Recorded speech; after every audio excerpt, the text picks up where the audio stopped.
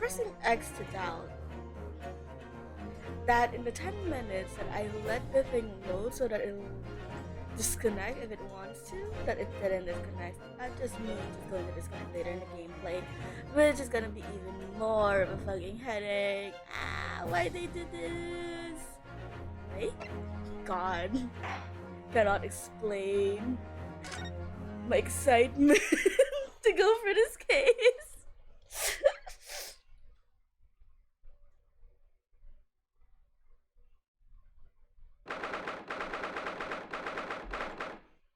8:52 a.m. I can't believe it's been 6 months since I was last allowed to work in court. And now here I am, back at the Old Bailey. Oh, Mr. Naruhodo? Good morning, Professor Hairbrain. I don't understand.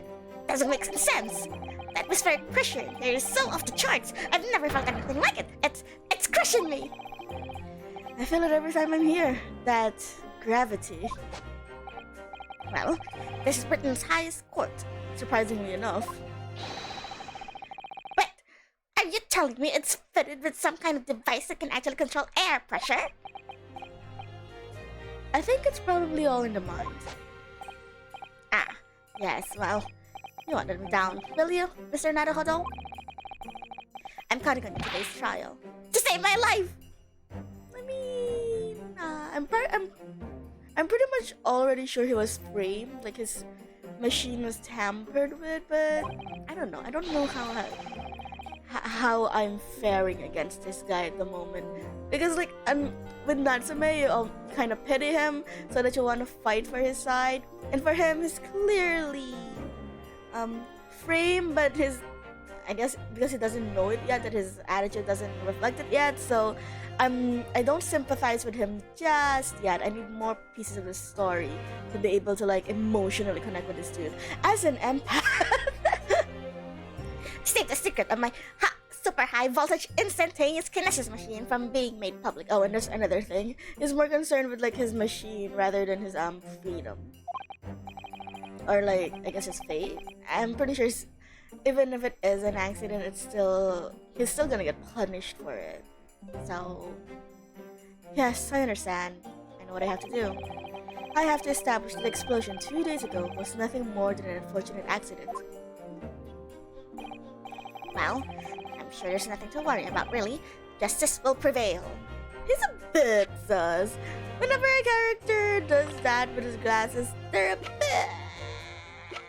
I saw him again! Also, I worked on my French accent the other after stream earlier. Please, I'm still not good, but I know a little bit now to look out for when I'm trying to make it. Oh, she's 26. Oh, she's 18 now. She had her birthday and everything.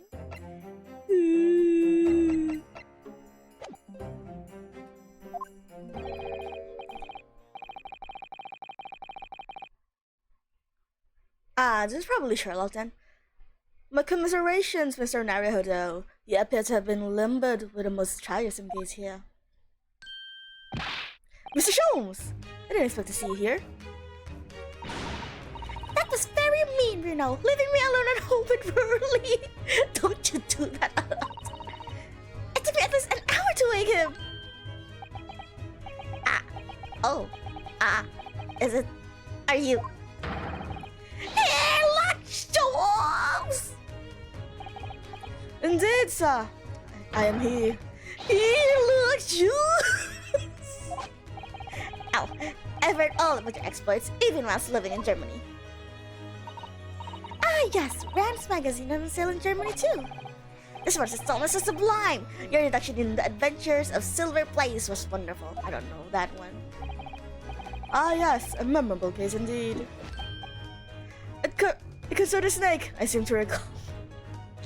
No, that was a year ago. No, that was Speckled Band. Well, thank you for coming. Oh god, it's gonna be a whole fucking circus. I do appreciate your support. I'm sorry to disappoint you, my dear fellow, but I'm afraid I can't stay. Oh, I have urgent business at Madame Tuspel's. You mean your waxwork job? No, the waxwork abduction, of course. Madame has engaged my services. Ah, so you're trying to get to the bottom of the ransom note, are you? The week's wages depend on it, as does the safe return of the waxwork, naturally. As such, I intend to give it my undivided attention. Oh, well, never mind then. I understand. Of course, with my skills of observation and reasoning, resolving the matter will be as easy as proverbial pie. I shall return forthwith. For until I solve the case, I shall have no money to afford a pie of any description. Ooh, then you must absolutely give it your full attention, Hurley. Quite, Iris, quite. But life is riddled with irony, you know? Whenever I give myself something my full attention, I have a quite insatiable desire for pie. One of the universe's intractable mysteries, you might say. Oh, yes, quite definitely, absolutely, I totally understand. Is someone a little starstruck? I wish you the very best of luck, Mrs. Professor Harebrine. Oh, ooh, ooh. Thank you. Before I depart, Mr. Naruhodo, a word in your ear, if you please. What's this about? Huh? As you have remarkably little grounding in science, I feel I ought to inform you. As compelling as this super high voltage institutionist hypothesis may be, a practical implementation, such as was attempted by the professor of the Great Exhibition, is quite impossible. But the professor said the demonstration was a success. Yes, it would appear that he fervently believes it was. I've read Professor Bunnybrain's paper about it too, Bruno, and I have to say, I'm sure it can't be done. It could barely be done theoretically, let alone practically. Oof. So he's completely barking up the wrong tree. But how could an experiment that had no possibility of succeeding in fact succeed? That's contradictory. And it's a contradiction that will be the heart of the trial, I've no doubt. What's that supposed to mean?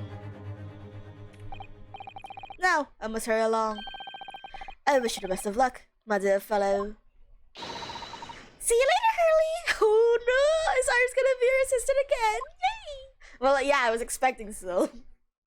We need a tutorial, in case we're being too dumb. Well, it looks like you're on your own today, Bruno. But chin up, you can do it. Oh, what about you, Iris? Ah, no, I'm afraid I can't help. I have something Oh, we are literally going to be alone. Holy shit, okay. Okay, surprise me there, game. I see.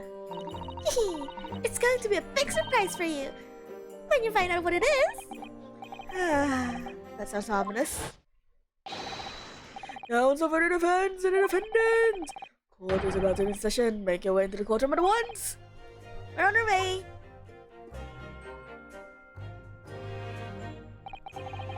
An experiment the laws of science says can't possibly succeed, and a scientist is convinced that it did. That's the riddle you have to unlock here, Ryunosuke. That's the key to this case, but you're so out of your depths here, my dude. You don't know any science at all.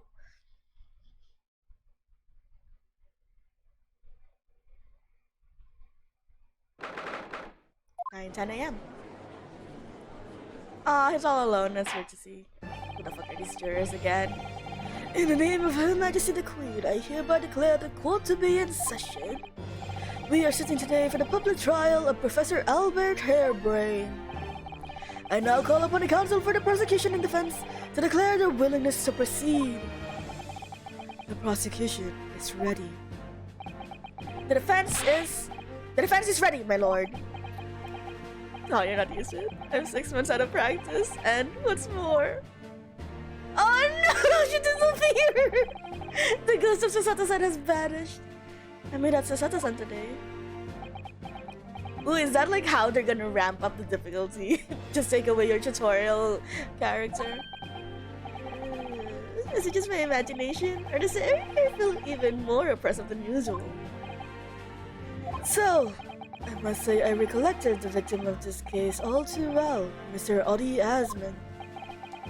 Mr. Asman was well known as a financier, though that was merely a front for his diverse criminal activities. It was only a month ago that the man appeared in court prosecuted by you, Lord Van Zieks. But the jury unanimously found him not guilty. Because every member of the jury had been bribed, by the sounds of it. Powers of London criminals are prepared to go to extreme lengths to keep their freedom. But 2 days ago, on 21st October, Mr. Asman met his end. The work of the Reaper, was it?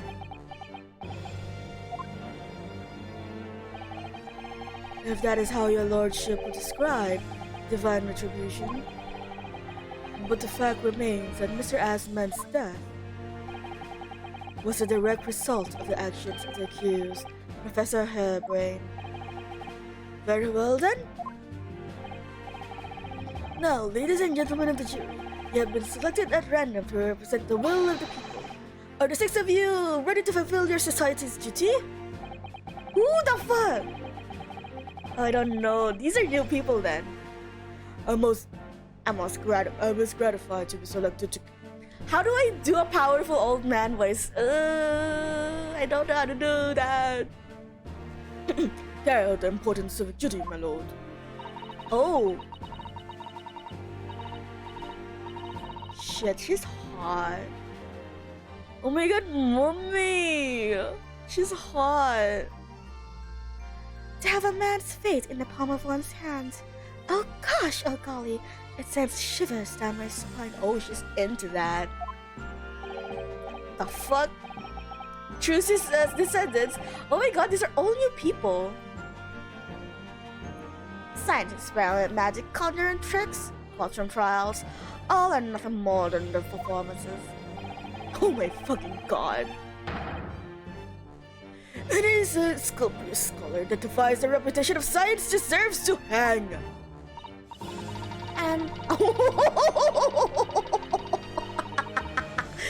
Man, I really want... Oh my god, how many do you have there, child? I really want more now. We have to listen to what's on both sides of the fence and then settle on one. That's it, isn't it? Oh, are children allowed to be jurors?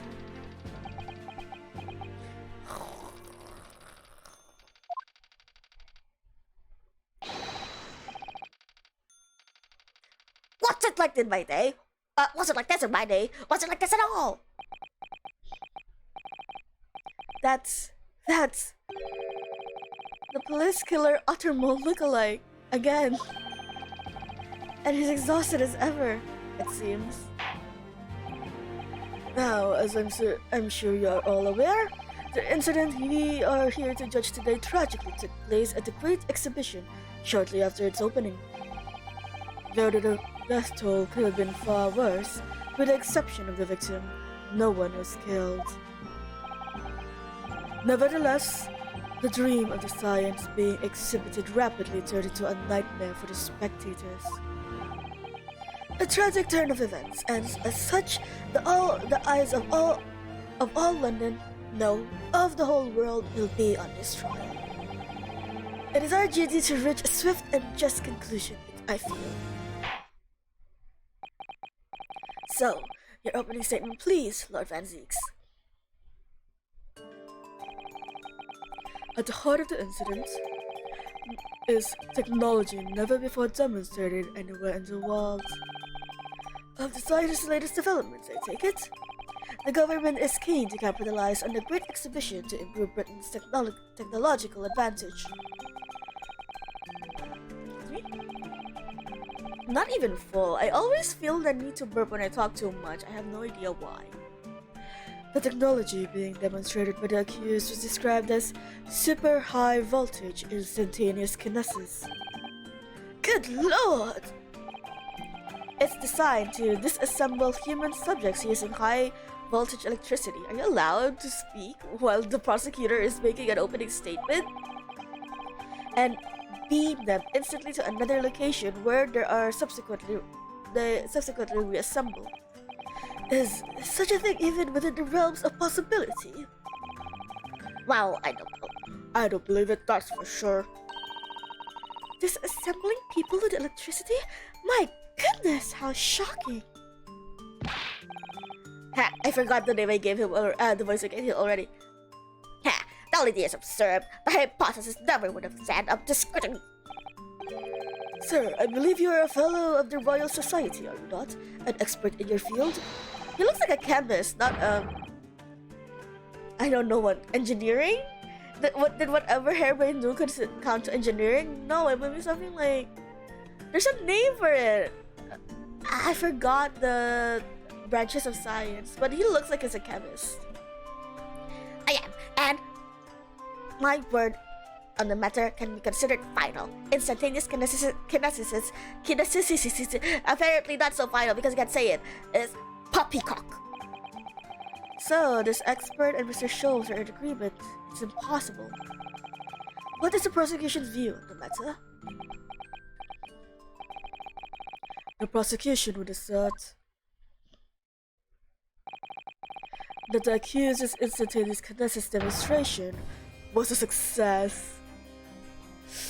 So this is what we're doing, huh? That's ominous. I mean, I'll hold my tongue when you do see this through. But that gave me bad vibes. What rot? Hold on. The professor's hypothesis is currently under investigation by the British government. If it is deemed to have merit, substantial research grant would be made available. The accusers made use of the invention built on his new hypothesis to take Mr. Asmund's life in order to be the sole benefactor of the grant. But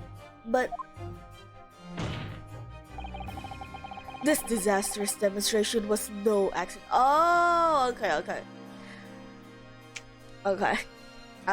So maybe I jumped the gun. He's saying that it worked because its sole purpose was to kill Asmund and none of those like transportation bullshit. It was carefully designed from the outset to end the life of the victim. But I wonder... Oh man, I can't take it off of my head now that I have that theory. Especially because you know that they're friends. Is he making like a weak prosecution on purpose?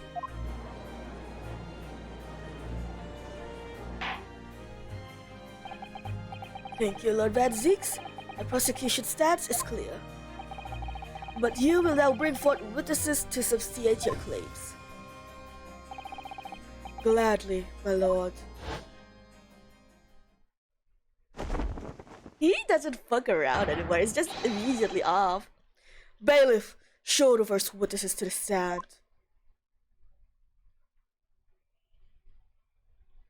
Greg said. Witnesses, state your names and occupations for the court. Yes, sir! Thomas Paxson, Detective Inspector at Scotland Yard's Homicide Division. I was on duty at the demonstration the day in question and in charge of the following investigation.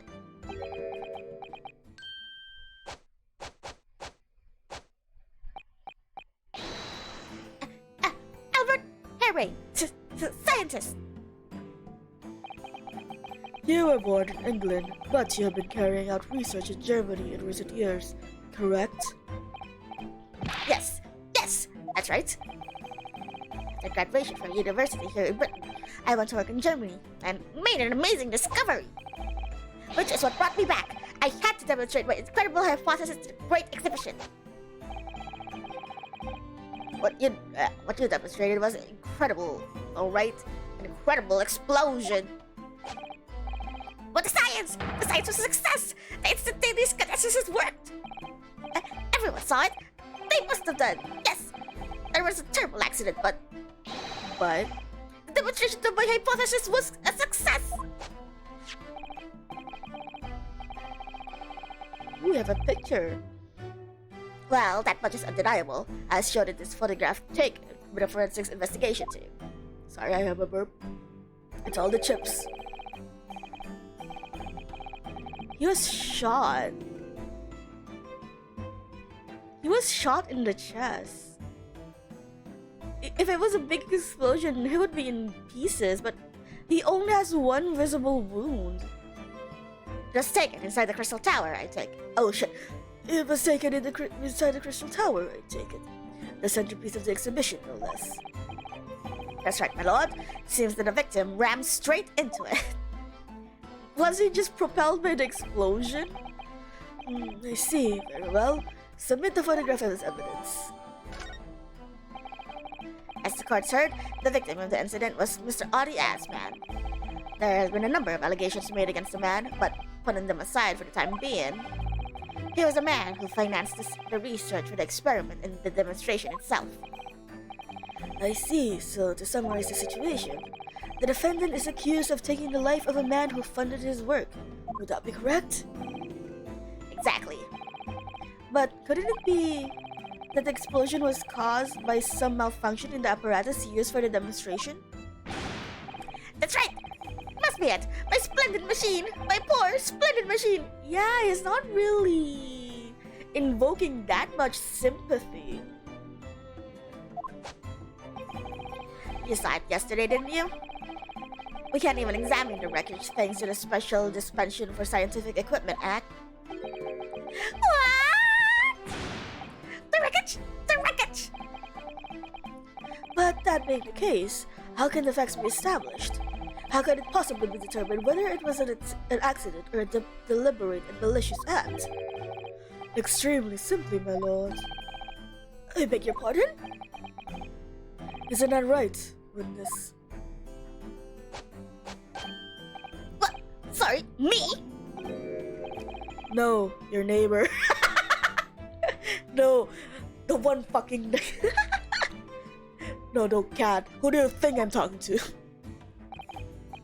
Yes, sir. It was a murder. Plain and simple. Everyone could state that with complete certainty. What? How could he possibly think that? We're not gonna expound on that? You will explain to the court on what grounds you claim the experiments to have been for front of a murder. Okay, speak, Gregson. The corpse that went crashing for the Crystal Tower had a broken neck. I mean a minor miscalculation in the angle of the beam projection, that's all. That was my mistake. Well, it cost him his life, so... But the post-mortem examination revealed another injury, a fatal wound. Does it look like he had a broken neck? Doesn't look like he had a broken neck. But then again, Kazuma didn't look like he had a broken neck.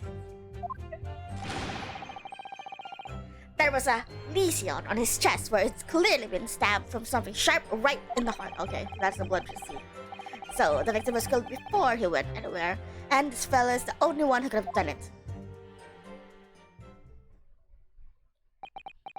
I don't know how fucking infantile... Fuck! My pencil! For coroners are, but... Since we already have a crossbow... Surely there's a way to differentiate a crossbow wound from a knife wound, right? If that's what you're trying to make an attempt. Or a gun.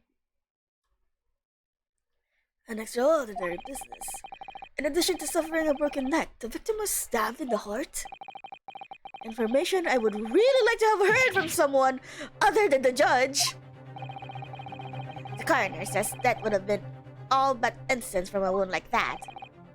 You could say, in fact, that the victim was killed twice by the accused. No. That couldn't be further from the truth. I have the experiment plan documented that was submitted by the security team. The victim stood himself inside something called the bird cage, really ready to be beamed instantly. That's not right. To the second level of the Crystal Tower, about 25 yards away.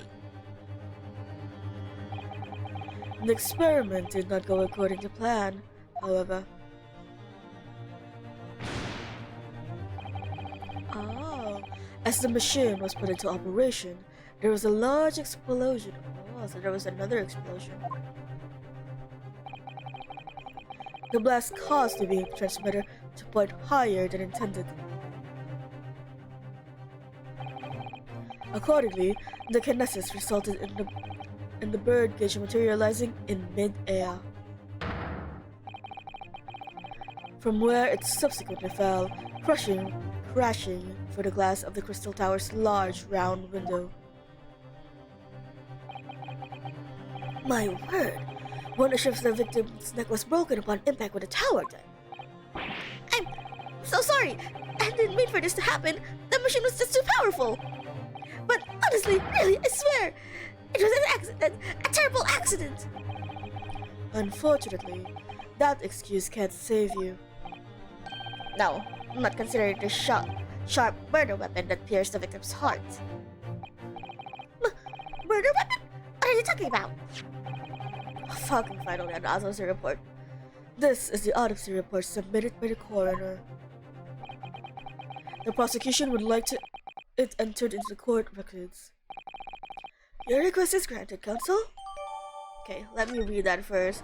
Usually the fucking Ryunosuke. Chin up.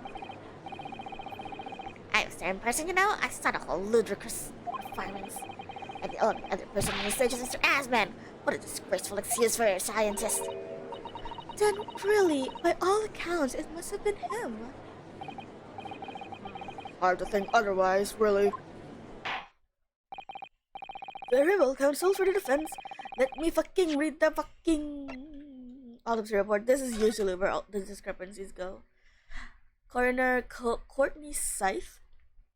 Victim 37. Boyish. Time of death around 2:20 p.m. Hemorrhage of a wound to the chest that pierced the heart, inflicted by a sharp implement. Broken vertebrae, most likely resulting from the impact, sudden fall from considerable height. Well, we know where this sharp implement came from. Do I have to examine this again?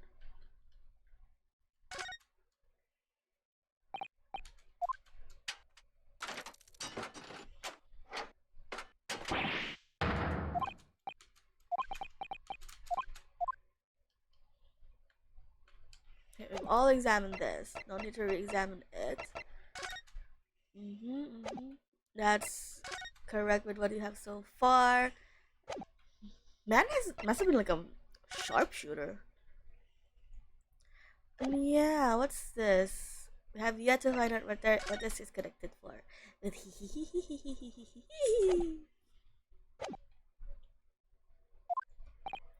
Oh, yes, my lord. I need to focus here. It's been a while.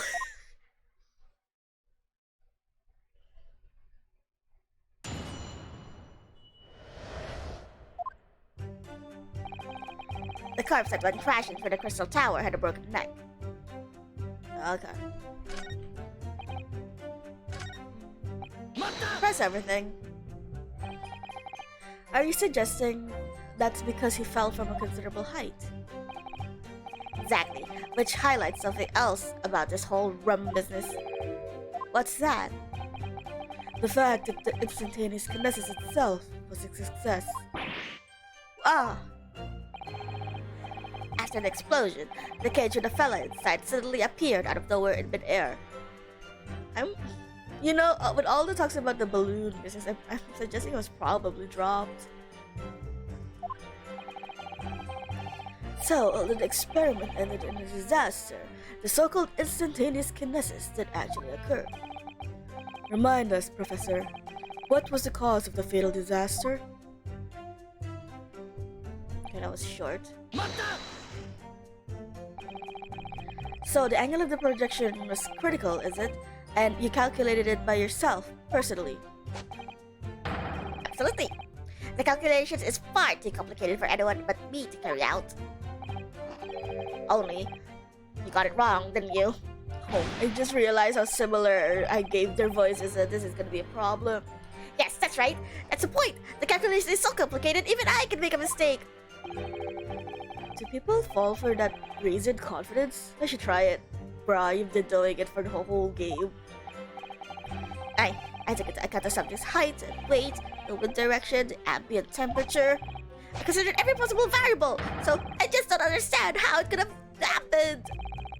Obviously then, you had to include the weight of the clothes that Mr. Aspen was wearing at the time, I suppose. Cracking comments! The answer could have been 3! So much for safety first. 3 must be for safety third. Fatal wound. That one's important. Another fatal injury, you say? That doesn't make any sense. I didn't think I had to spell it out, but here we go. Just because there are 2 fatal wounds doesn't mean I'm saying the victim had 2 lives to lose, does it? 2 right. Obviously, at first, we thought that the bloke had died due to his spine snapping in half as well. Oh, Jesus. But you're saying that's not the case. You know, listen, it's a very sensitive topic for him, okay? You'll get your answer once I'm finished with my fish and chips. If you don't keep button every few seconds. But we all know there's a bottomless bag. The victim plummeted 30 feet into the glass tower. It would be reasonable to assume that is the cause of death. Oh no, don't use feet on Norianosuke. He doesn't know those measurements. Right, that's what we all thought. But that was a red herring, wasn't it?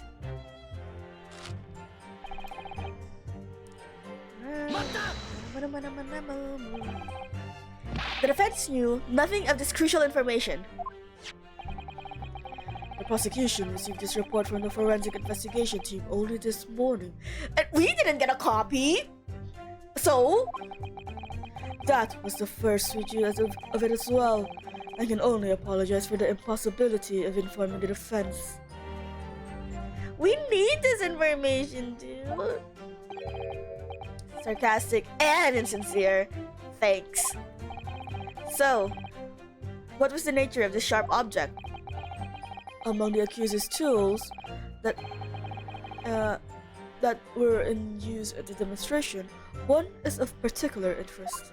The screwdriver? That didn't have blood on it yesterday. I think it literally was yesterday, so oh yes, it would appear to be some kind of screwdriver when it comes. There it is! My trusty little companion, Andrew! Andrew? Of course.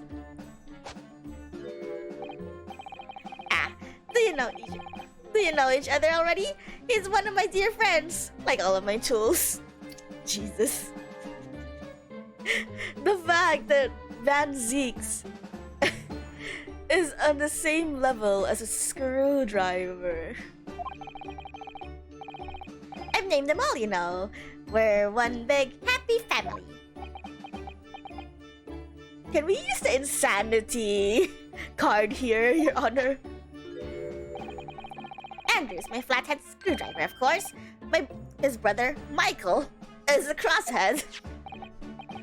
Well, it would appear that your beloved Andrew has a red stain on his shank. Oh, that isn't... It's blood, beyond all reasonable doubt. Did you have it tested? Maybe there's poison in it. No! And that's not all. The long, sharp shape of this Andrew fella is completely consistent with the victim's wound. What? I can't believe Andrew is a murderer now. We didn't raise him like this. Order. The court will enter this friend of the defendant as evidence.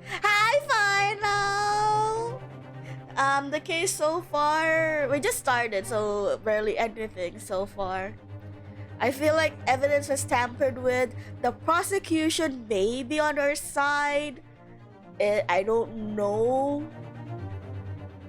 It's still the beginning, too early to say anything. You've neglected to mention one crucial possibility. I have? A particular situation in which very little bleeding would result from a stab wound. Why? It was the heart. Ah, of course. Carry on, Defender. right? Ryunosuke really doesn't need to be here. Inspector, enlighten the court, please. Yes, sir! Where are they going with this? Very well, you will amend your formal testimony now, Inspector Gregson. The victim of stabbing must have been left in a body whilst he was beamed through the air. No? You found it in the thingy. You found it in the stage. Can I present that? What's this? And I was poking for the grill at the base of the race of the kinesis of the machine. Okay. Just make sure you're not fucking with me like with the contents or the context of that statement. Why would you think that, Inspector? With any wound, it's only when you pull the weapon out that profuse bleeding occurs. Whilst it's still lodged in the body, it acts as a stopper of sorts, for want of a better word. I see. You don't need a medical degree to be aware of that, in fact. It's common knowledge for any investigator. Hey, come on, don't call Susato out. She's not even here. Where's Susato-san when you need her? I'm sorry, even Susie doesn't know. I'm sorry, Ryunosuke, even if she was here. If you ask me, this bloke masked what he was doing from viewing his body before stabbing Asman in the chest. Then he beamed the victim on the stage with his fancy device, and the screwdriver still where he planted it. I wouldn't have done such a thing! Not to my precious tools! I would never do such dirty work! You only use tools for their intended purpose! That's common knowledge for any scientist! The fact remains, the lack of blood at the scene can easily be explained, as the prosecution has demonstrated. So that's all this is what I have to work with. I have no idea the victim has been stabbed. The charges that changes everything. Did Van Six keep that to himself until now on purpose to gain the advantage? Which you are a little bitch for doing that. The defense has a right for all of the evidence at once. Oh well, I suppose I like this. Press this or this or this or as possible. Yep, I got it. The last one, and you present the screwdriver. But I'm gonna save.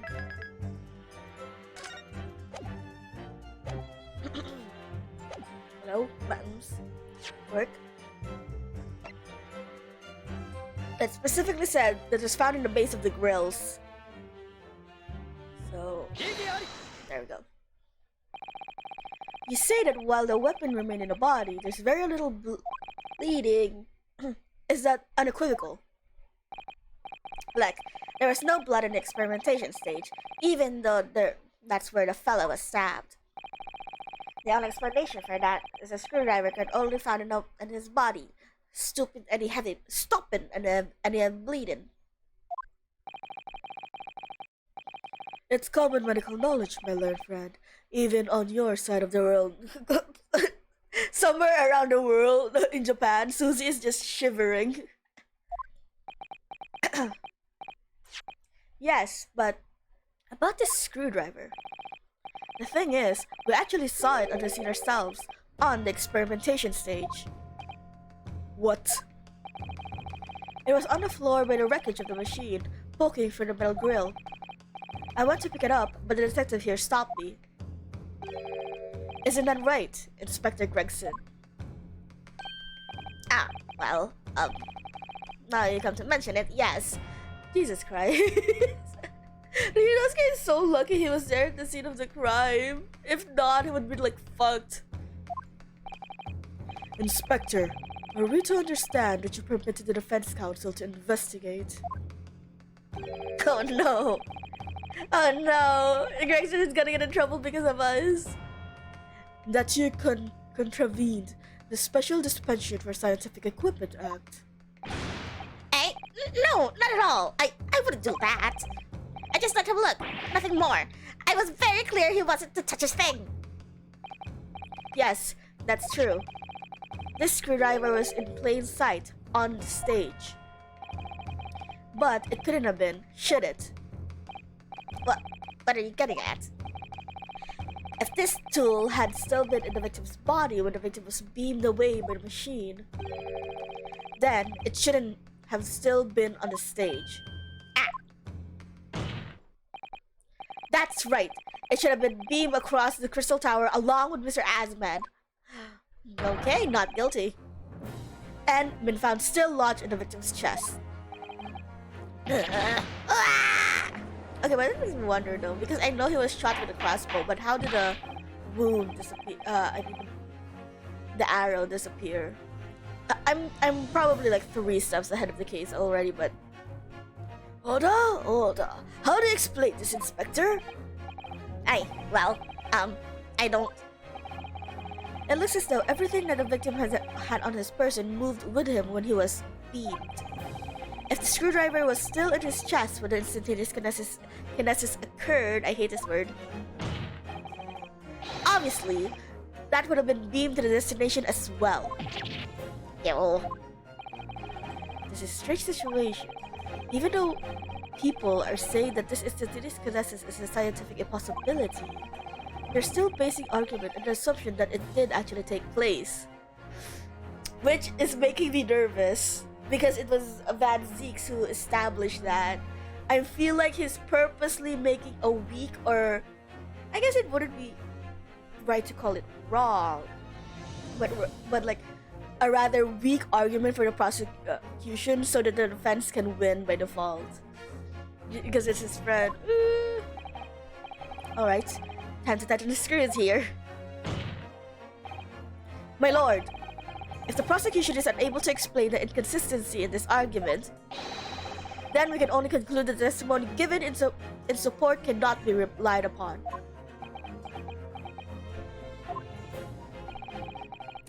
Lord Van Zieks is stumped. I don't think he is. The fuck?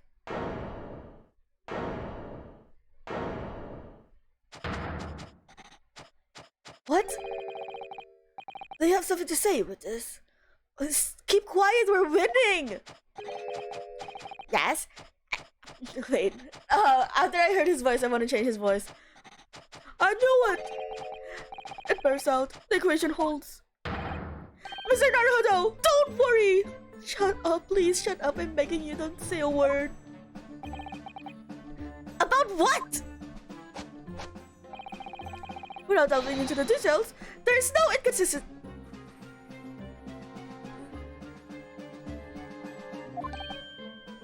What?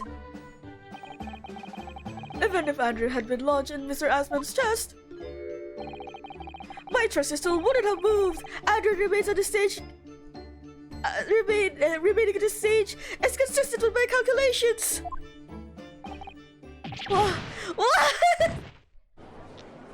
I made the right fucking question to say, how are we It would seem your illusion has been shattered. Clearly, we should hear the accuser's explanation. Why? Or should I say, the brilliant scientist's explanation? What is going on?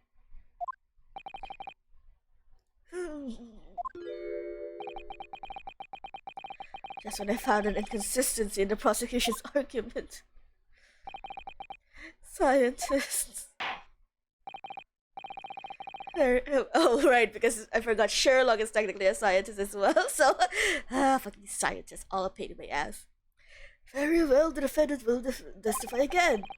Provide to us with scientific explanation as to why the inconsistency asserted by the defense fails to hold, and why you are incriminating yourself. In the name of a follow, I will, my lord.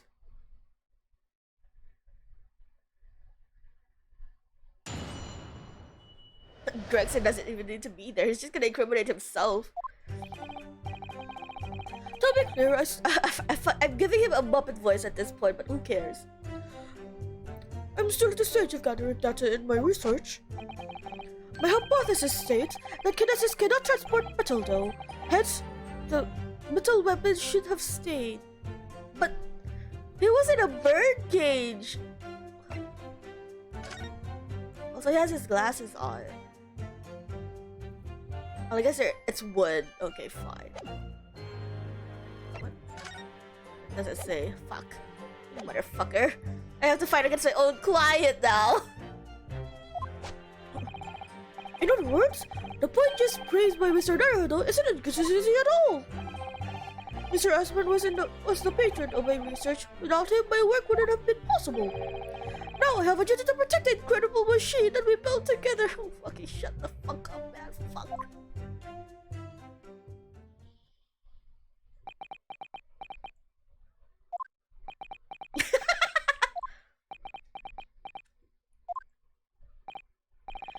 So, the thrust of your testimony, Professor, is that based upon his hypothesis, metal objects cannot be moved by this method of instantaneous kinesis. He still has his glasses on, though. In other words, since the screwdriver is made of metal, even if it remained lodged in the victim's chest, its subsequent discovery on stage, despite the victim being found elsewhere, is not an inconsistency. And therefore, Professor Albert Harebrained could still have been the killer. My great hypothesis holds! You see, we had to make a cage used to contain the subject from wood. For that very reason. Yeah, that's what I checked. I saw! I was not addressing you with this! Professor Harebrained. Yes? Whose side are you on here? I don't take sides, Mr. Naruto! No! My only interest lies in upholding my hypothesis. I'm a scientist after all. What's stopping Ryunosuke from just going, fuck, fine, guilty? Is he working for us or against us? It's very hard to tell. Let's see how you cross-examine this testimony, my Nipponese friend. Don't act all smug. You didn't do anything here. The victim the witness is incriminating himself. Don't act smug. Don't take credit for that. Yes, fire away, Mr. Naruhodo.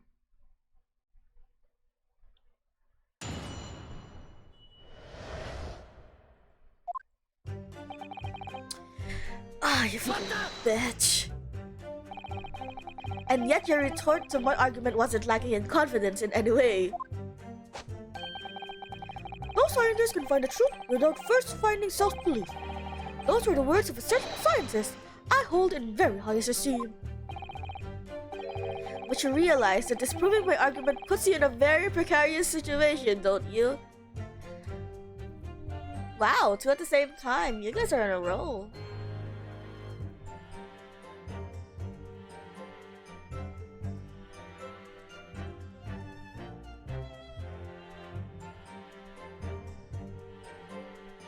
Big on demons! Bonked.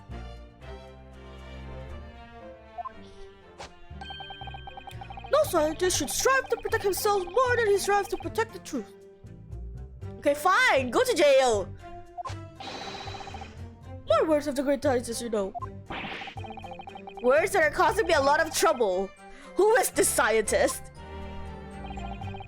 I'm afraid I'm gonna tell you, Mr. Naruhodo. But as soon as I remember the magnificent changes he says, you'll be the first to know.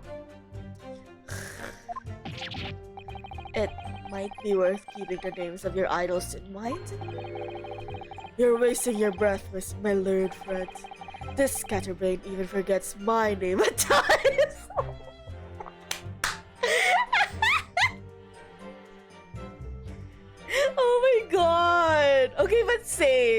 Like how yesterday I forgot Final's name and called him Fantasy. This scatterbrain even forgets my name at times. I love that. I love when we get like previews into Van Zeke's life like this. Like stupid little shit like this. So Lord Van Zix really did have a friend once, but I didn't notice how freezing over. Ryunosuke, you're so mean!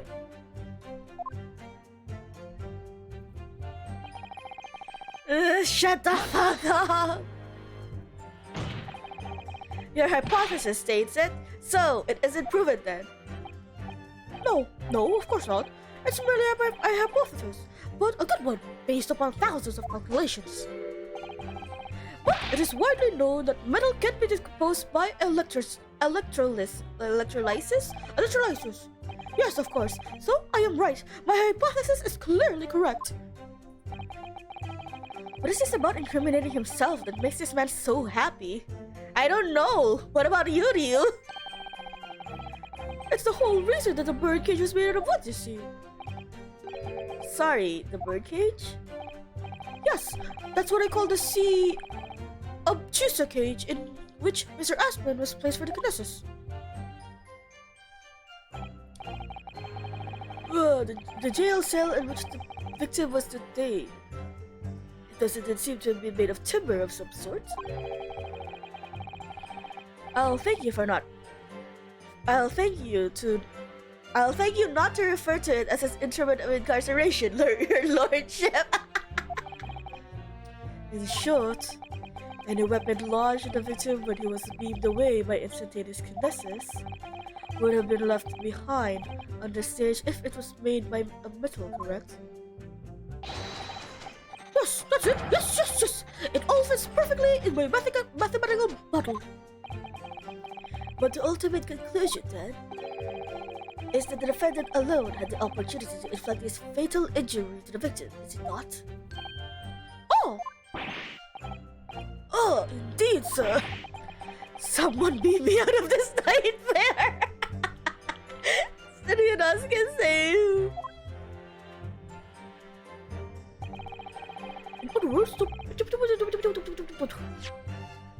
Can I use this feature? Am I being... I don't... I'm gonna be fucking penalized, but his glasses, man. The glasses are sticking out. Those are clearly made of metal, right? You seem to be pleased by that. Whew! Another example of my hypothesis holding true. But I said some sarcasm, Mr. Naruto. Are you not pleased?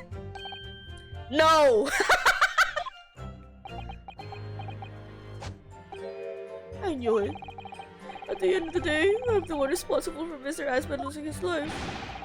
The advances of science is no excuse, I know that! No, you're quite right. I know, right? They literally came at the same time. It was kind of surprising. No, you're quite right. Tell the court, did you have a close relationship with Mr. Aspen?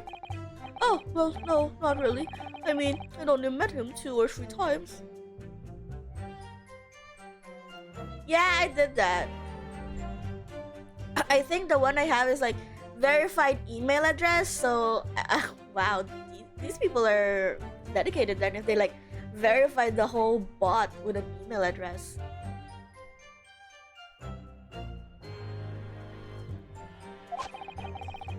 And we only ever discussed my hypothesis in the project and the research yet, of course. Is it weird? I thought it was like a normal thing. Because I don't know. Does Keisha not have as many bots as me? Why?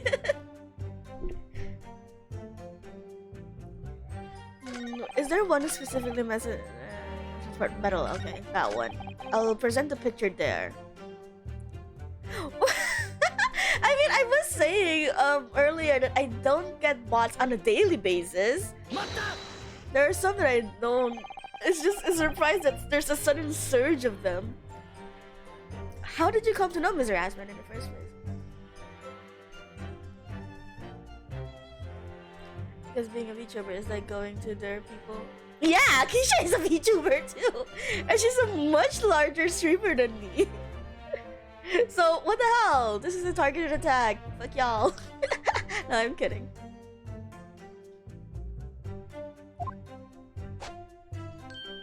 Oh, that's such a cute. It's so cute how he held it up. A year ago, a small provincial science journal published a little paper about my work. It is indeed little. That's a scientific journal? Good gracious, I should need new spectacles. I might have had an extraordinary hypothesis and a great promise, but at the time, I had no money. I had to eat tiny little meals in my tiny little cafe and drink watered down water out of my tiny little glass.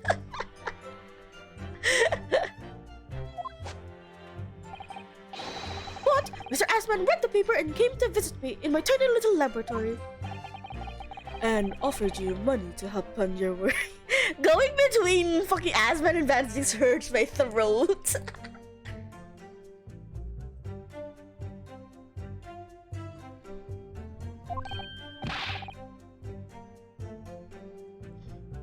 Exactly! That's exactly what happened.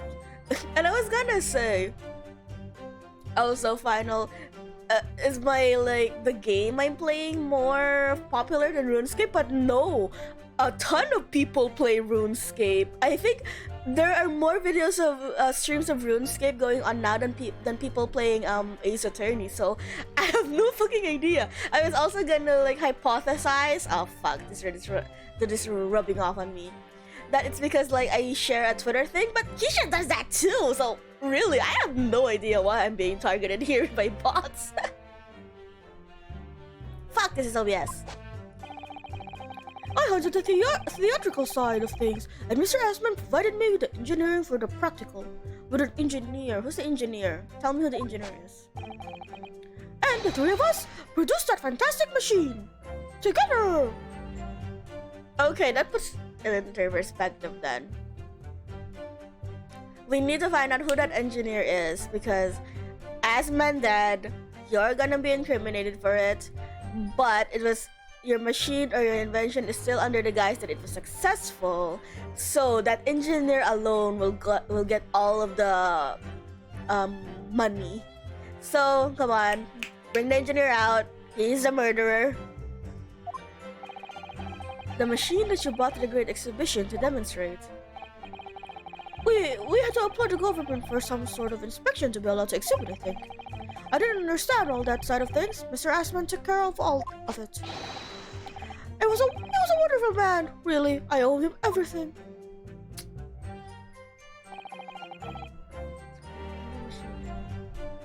Yeah, I'm already a Shubi. His glasses.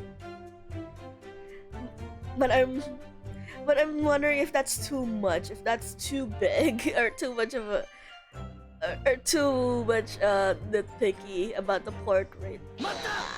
I'm not sure. When you say that you built the machine together, does that mean that you were involved in its construction? Yes! Well, not exactly. I'm not good with the practical side of machines myself, so the physical construction was done by an engineer. Bring out the engineer! Little remains of your creation now, though, following the explosions. Repair will no doubt be possible. Yes, I realize that, but still. If someone were to gather all the broken parts, they could discover the secret to my hypothesis. But Mr. Asman and I told over the machine for so long. We put our hearts and soul into it.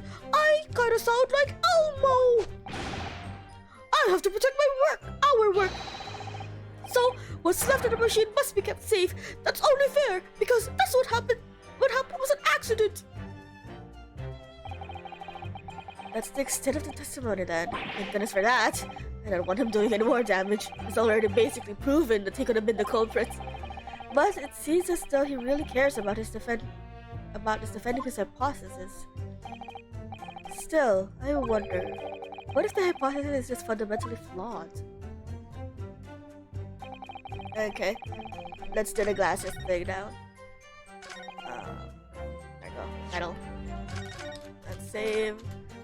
And assuming we present the picture.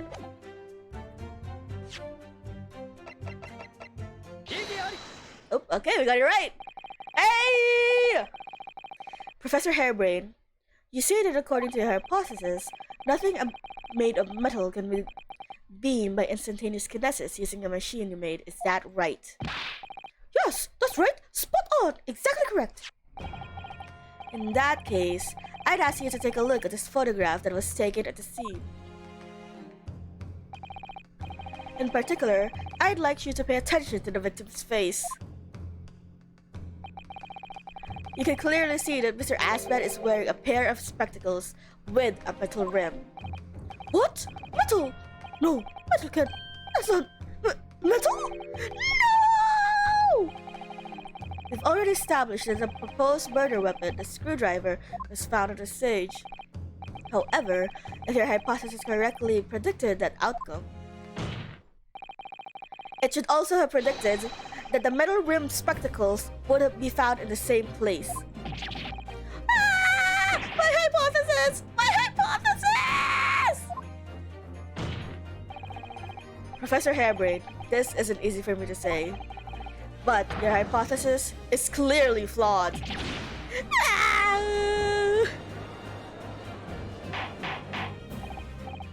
Order! So what is the implication of this?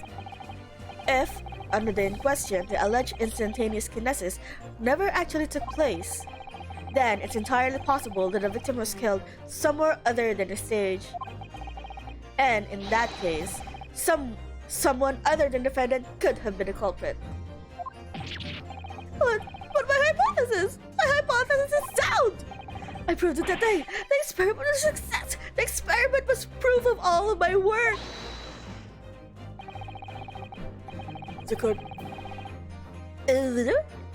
Even I forgot the voice I gave him. If I could say something here, but in my capacity as a fellow of the Royal Society. Yes, Mr. Juror number 4, go ahead. As a man of science, there is one thing I simply cannot abide.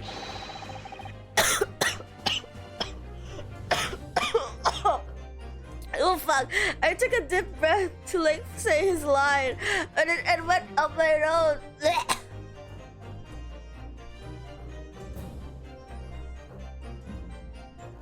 Oh, that cough gave me a headache too.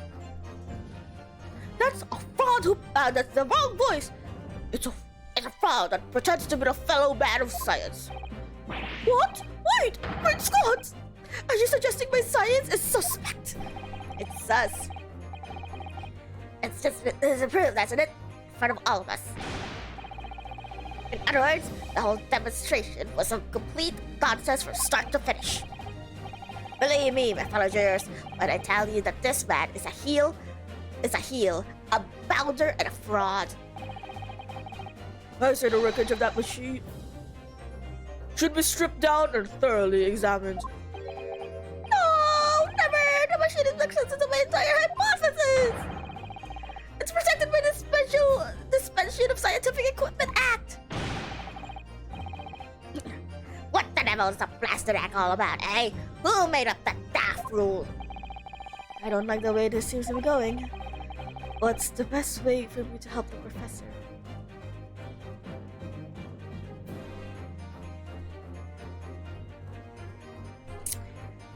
There's never been a time when the answer was wait and see.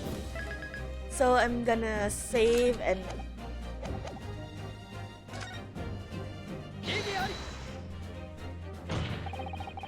Professor Hairbrain has yet to perfect his invention.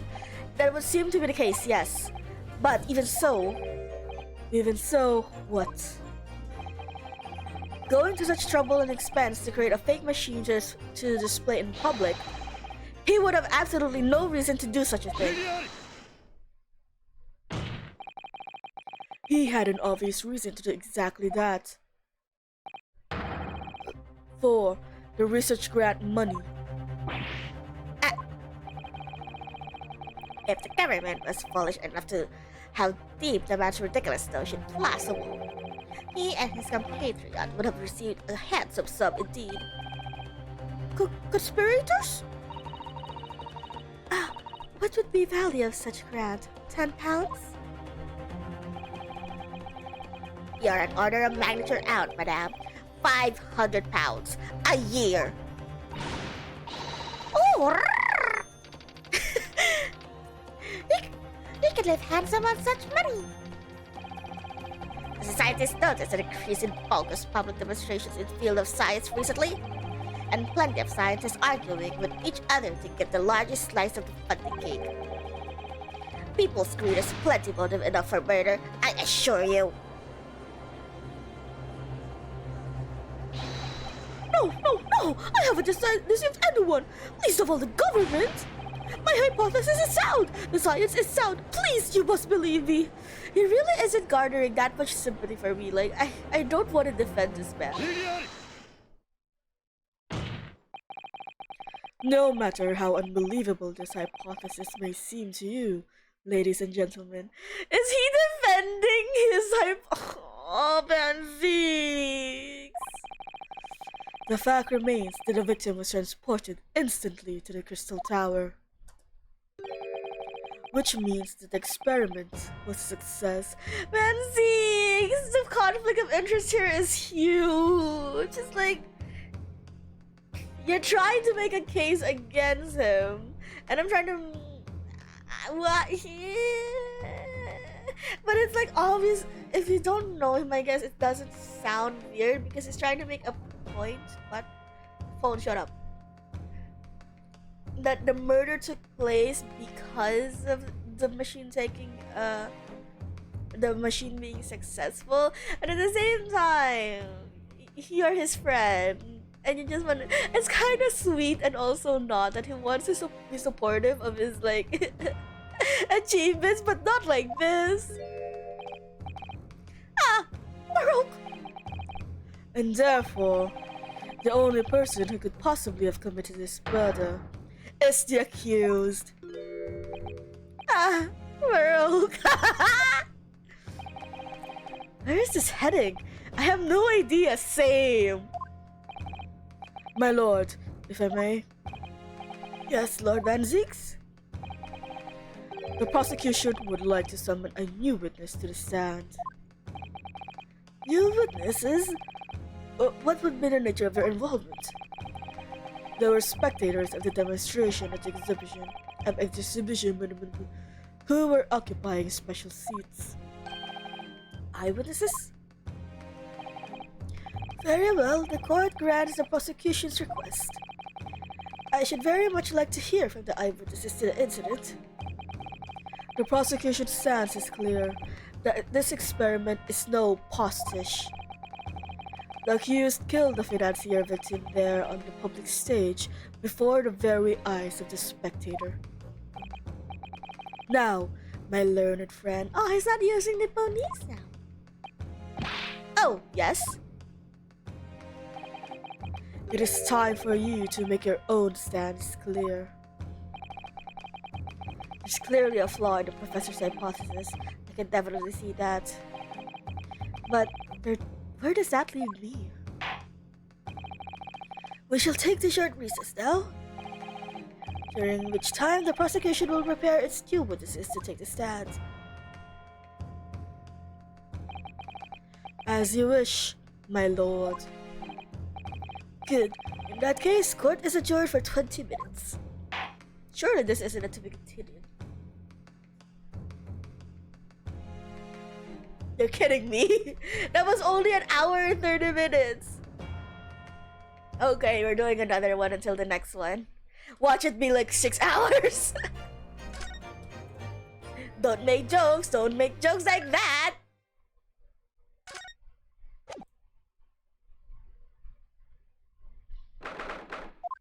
Okay, you and me need to fucking talk. Mr. Naruhodo, what on earth were you playing at just now? Or rather... No final. What on earth were you playing at all along? My amazing hypothesis! You've been picking holes in it from the start!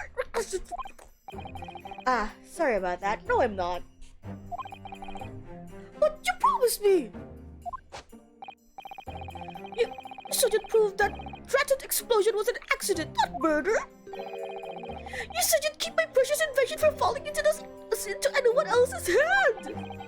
But all you've done so far is try to undermine me. Do you want me to leave? I will happily leave through those doors and never meet you again. Yes, I did make you a promise, you're right. I said that I'd believe in you and fight for your freedom to the very end. But I also told you that I'm no scientist. I don't understand your hypothesis. The fact is, there's an undeniable flaw in your logic, isn't there? Oh, but if I just run through some equations, yes, you see, it's because my work is incomplete. Perhaps it is. Nevertheless, a man died as a consequence, didn't he? Oh! Oh no! You're right. You're so right. It's all my fault. And I have no right to blame you for my failures. I'm a disaster. Not just a scientist, but as a human being. Well, that might be a little over the top. And while we're on the subject, what about Baroque? He's being awful! I told you! He isn't, what did you call him? A kind and gentlemanly, or easygoing gentleman he used to know. Claiming his old university friend to be a murderer, you mean? Yeah, you know what? My university best friend would never blame me for murder. In fact, he defended me from murder. So, really, Kazuma still continues to be the best. He's a disaster! Not just as a prosecutor, but as a human being. Holy shit. Okay, let's not go there. Oh, but no, wait. He's the Reaper, isn't he? Perhaps he's not classified as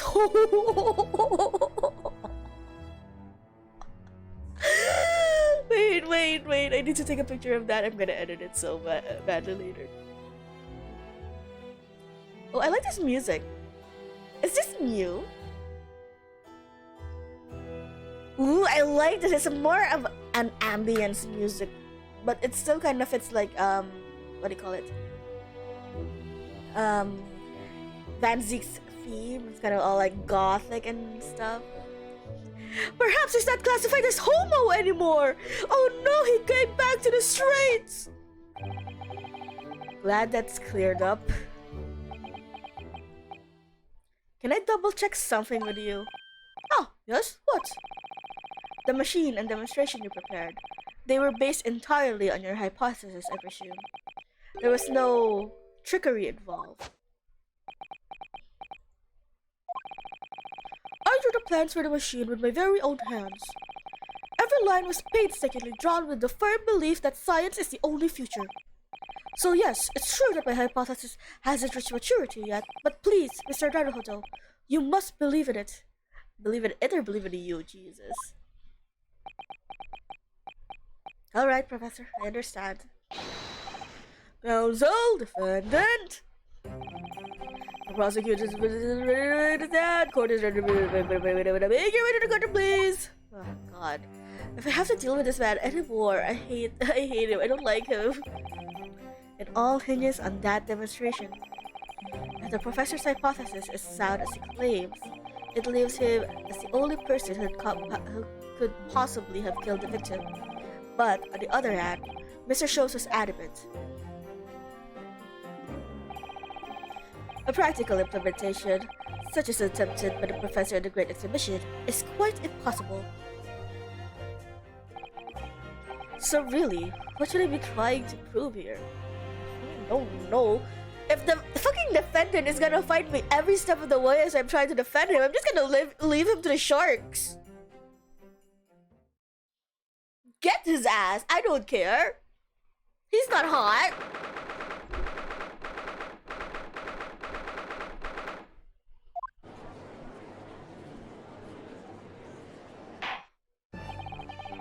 In the name of Her Majesty the Queen, I hereby reconvene the proceedings of this court. Counsel for the defense and prosecution, are you ready for the new witnesses to testify? The prosecution is ready, my lord.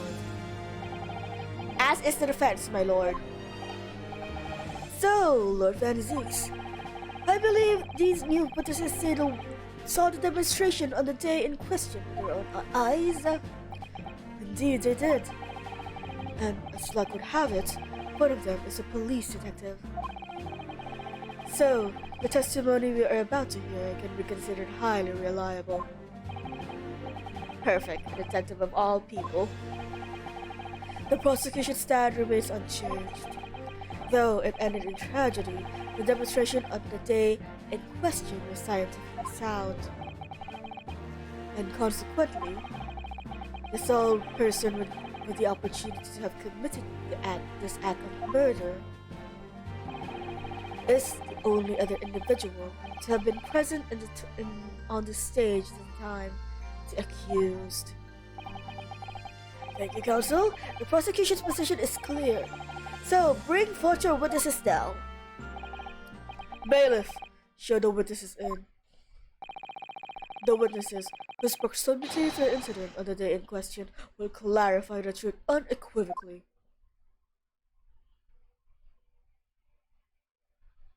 Who the fuck? What the fuck? Hi, Gina! Oh my god, that child is creepy. That child looks like it could turn its head 180 degrees. And oh my god, for real?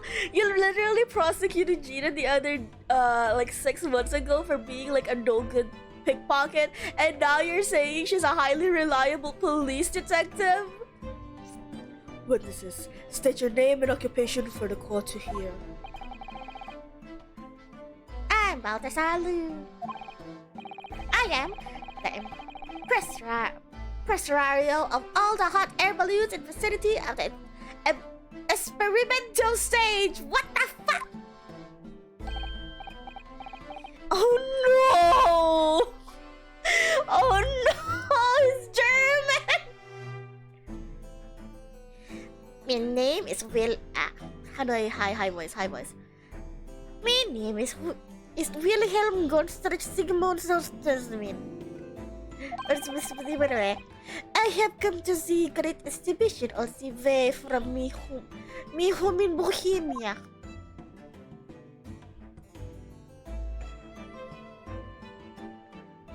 What the fuck is going on? Why is your head wrapped up?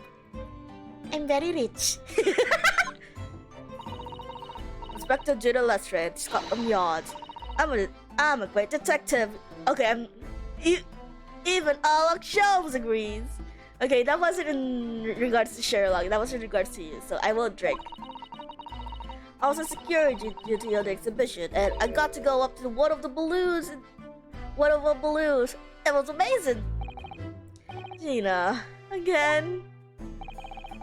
But she didn't mention that she seen the disaster from up in the balloon, actually, didn't she? The only person I trust the moment is fucking Gina. Gina did not fuck this up for me. And she clearly loved every minute of it. There were 3 balloons flying near the public experimentation stage when the incident occurred. 2 of these witnesses were on one of the balloons at the time and saw events unfold from the skies above. You make it sound like they were in the clouds. It was only an altitude of circa 60 feet, very low. Well, can't see nothing if you fly too high, can you? 60 feet, about 18 meters then. Oh my god! Oh, he had to like do the calculations on his paper. Oh my god, he really needs someone to like translate the numbers for him. Thank you for your introductions. Now, you will give your formal testimony to the court. Kindly describe exactly what you witnessed, especially those of you who had the vantage point above the stage.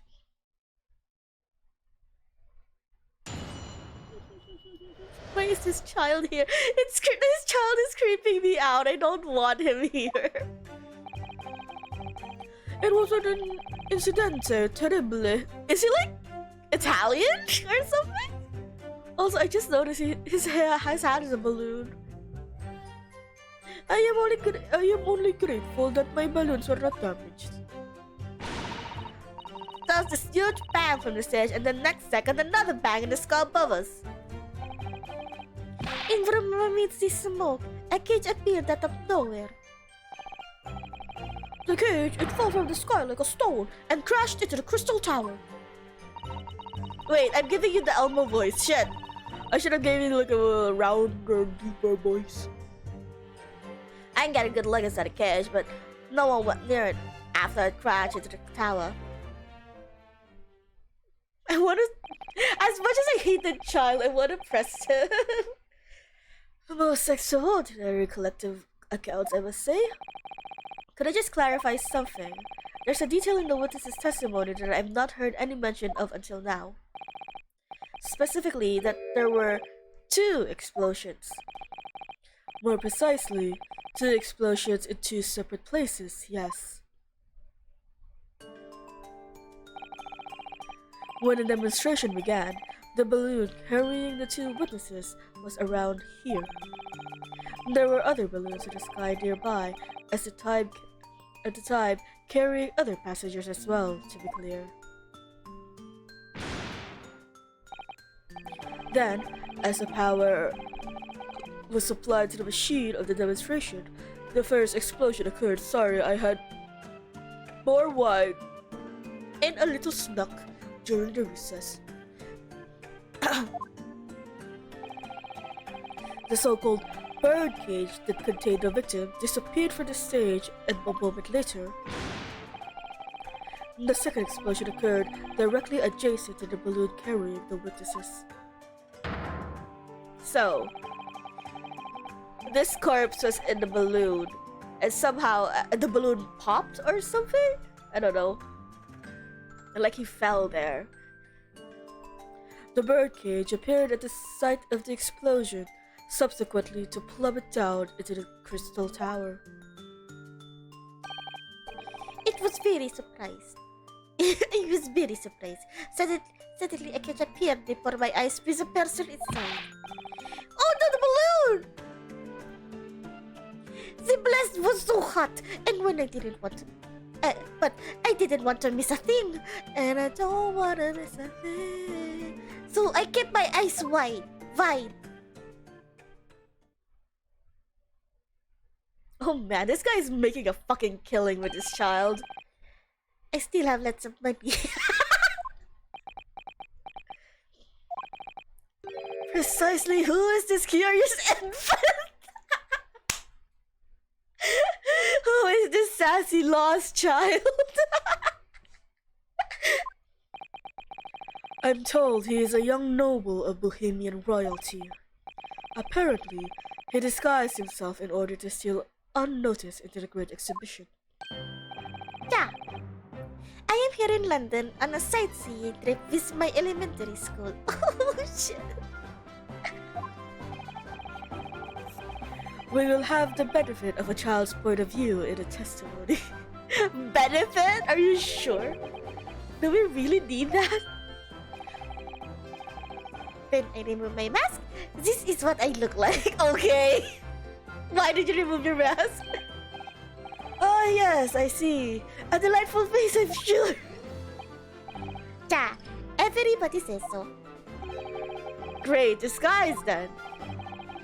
The point is, the testimony of these witnesses further substantiates the fact for the court. Namely, that despite ending in an explosion, instantaneous kinesis is successfully demonstrated. And furthermore, that until the arrival of the police, no one approached the crystal tower where the victim fell. Sorry, I was losing it there because I just realized this fucking clown ass theme playing behind fucking Nancy's. I couldn't keep it. And he said enough. Therefore, only the accused who was with Mr. Asman on the stage could possibly have committed the murder. Yes, thank you, counsel. The prosecution's views on the matter are quite clear. So, the defense cross-examination now, please. Yes, my lord.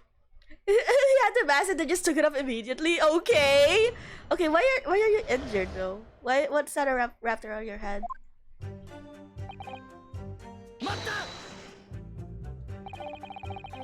There were 3 balloons flying over the experimentation stage at the time, I understand.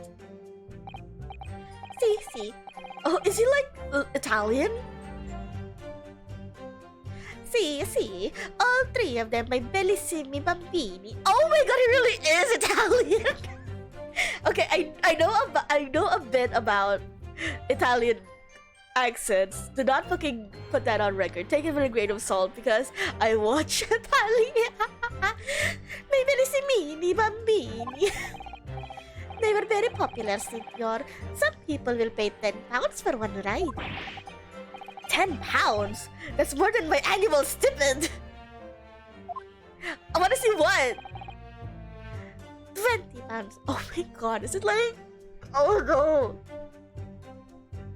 I want the pepperoni pizza! Please give me pizza! 20 pounds a month. That is my pocket money. Fucking cocky ass child, I'll punt you. Royals have all the luck. I got up there for free, I did. Plenty old hour for a Majesty's police card, you know. The Texans have it all the luck. There is no money in being a lawyer, apparently, Rudo. If they're so popular, why would you only be operating such a small number of balloons, though? Because if I had too many in the skies, they would crash into each other. Fine! You can't make me go from high-pitched Italian to Van Zeeks. I'm going to lose my mind. The operator for the balloons were decided by lots, which each operator manning a particular area. See, and the zone of a public experimentation stage is the most profitable. The other impresarios, they hate me. Dermatologists hate him. Wait, do we have them in the court record now? Okay. Oh my bohemian boy! Very good, okay. A young prince from the royal is 11. Are you telling me you're older than fucking Iris? Bitch, that's a lie. An impresario of short pleasures. Cubitus, I think the court has a clear picture of the arrangements of the balloon racing exhibition. Perhaps you could hear more about what you actually witnessed in the incident. Why? I can fill you in there, my lord. Sorry, my voice.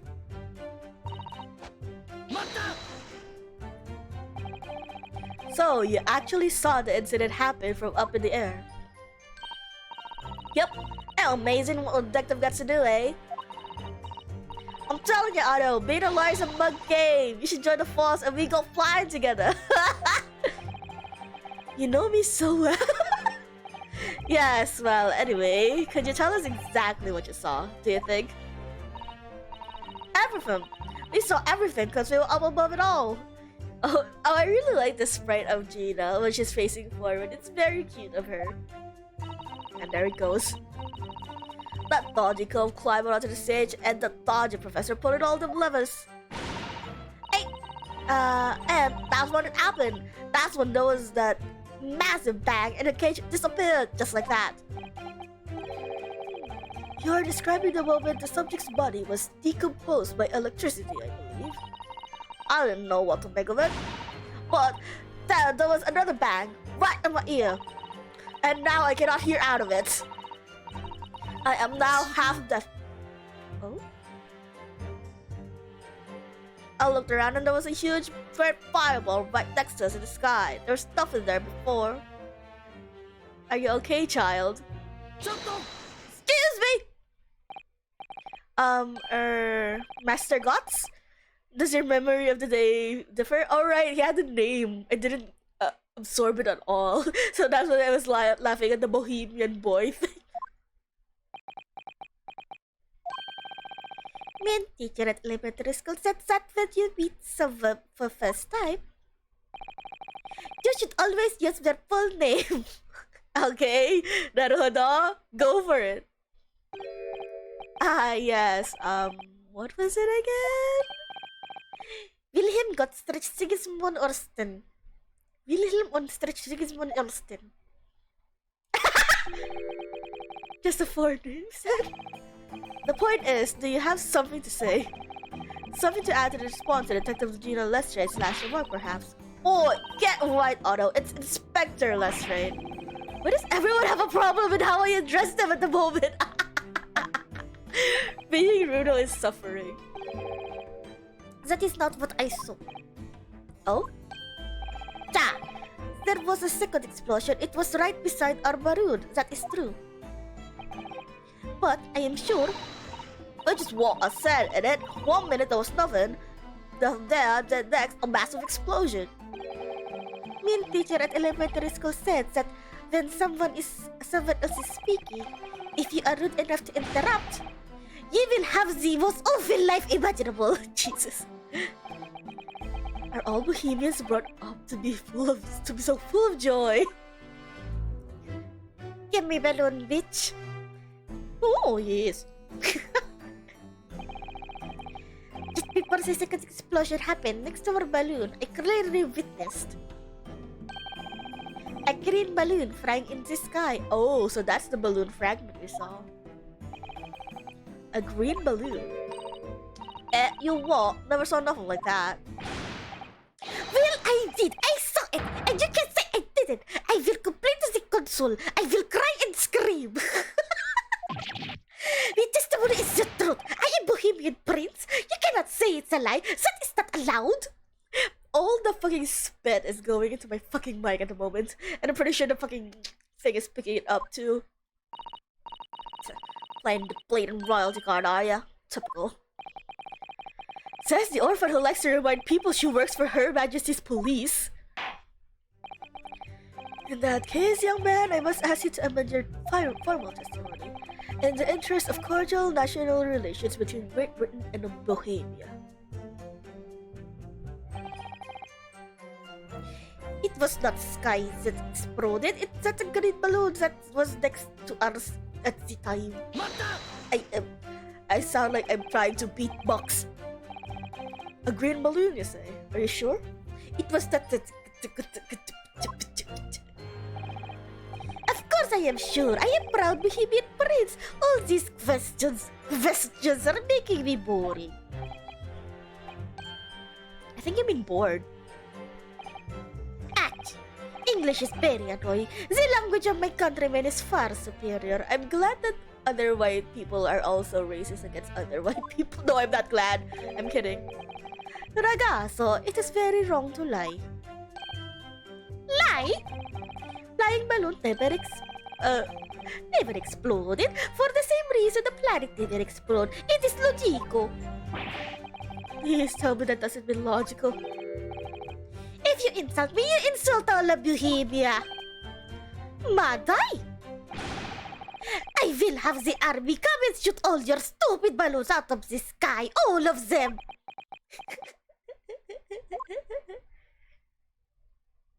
Give me that one, bitch. Here you are, Your Highness. Only all international incidents were so easily resolved. Now that peaceful relations have been restored here in the courtroom, perhaps we could return to the testimony. Did you also see the moment that the cage materialized, Mr. Liu? No. I will not say that. I did not see the explosion myself. However,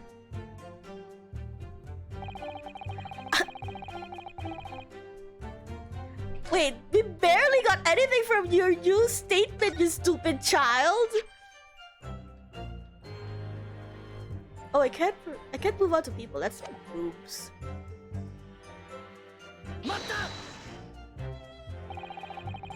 Did you see what actually happened? no. In reality, I did not. I saw after it hit the tower. There was a grande confusione around the stage. I ran to see what would happen. I was terrorized by the idea that one of my balloons had crashed. I suppose they are his livelihood. But when I looked up the sky, all my precious balloons are still there. I saw it though. I saw it slam into the tower. After all, I'm a detective now. Then tell us what you saw, Inspector Lestrade. That's what I like to hear. Well, these testimonies are so fucking fun, but are giving me nothing. I don't know how I feel. I am greatly enjoying the moment, but I'm frustrated that I'm not getting anything out of it. Was it you who gave the orders to keep people away? Yes, sir. I don't know. How could that have been me? I was up in the balloon, weren't I? Right. So, cause I weren't available, it was the boss who had to leg it over there. It got kind of shoved and kicked all over by the panicked spectators as it tried to seal off the scene. It's a real sight to behold, I can tell ya. Amazing! Poor Inspector Gregson. So anyway, I couldn't see the cage that well because of all of the smoke. And I didn't really want to see, to be honest. I was scared out of my wits. Keep it together, Inspector. That gave me nothing. Prosecution really is asserting that the demonstration was genuine. But what if it actually some kind of switch-around trick instead? That would mean that the victim was never actually on the stage in the first place. Two explosions could have thrown everyone watching into a panic for sure. I think I need to find out more about what exactly these people saw. Now let me see. I think we have to present this torn cloth because it's clearly like a balloon thingy, right? But I don't know to what statement.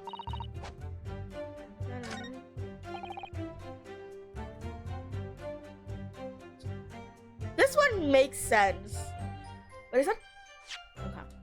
I'll say, and I'll present the balloon to the child.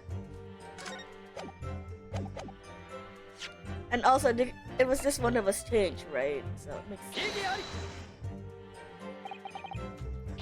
Nope.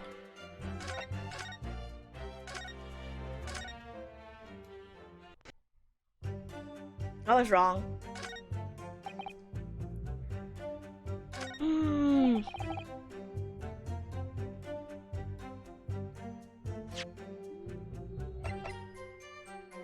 I'm still maintaining this piece of cloth thing. Because yeah, that was my thing.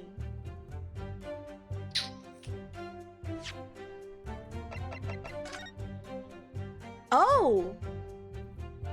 This is different from what they said. There isn't a balloon here.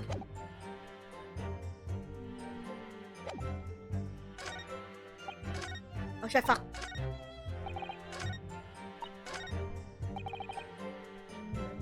My balloons are not damaged. Can we present... Save. Can I present the like broken or torn off balloon piece here? Oh, okay, that's the right one. Mr. Loon, in your testimony, you said that all three of the balloons you had operating at the time were undamaged.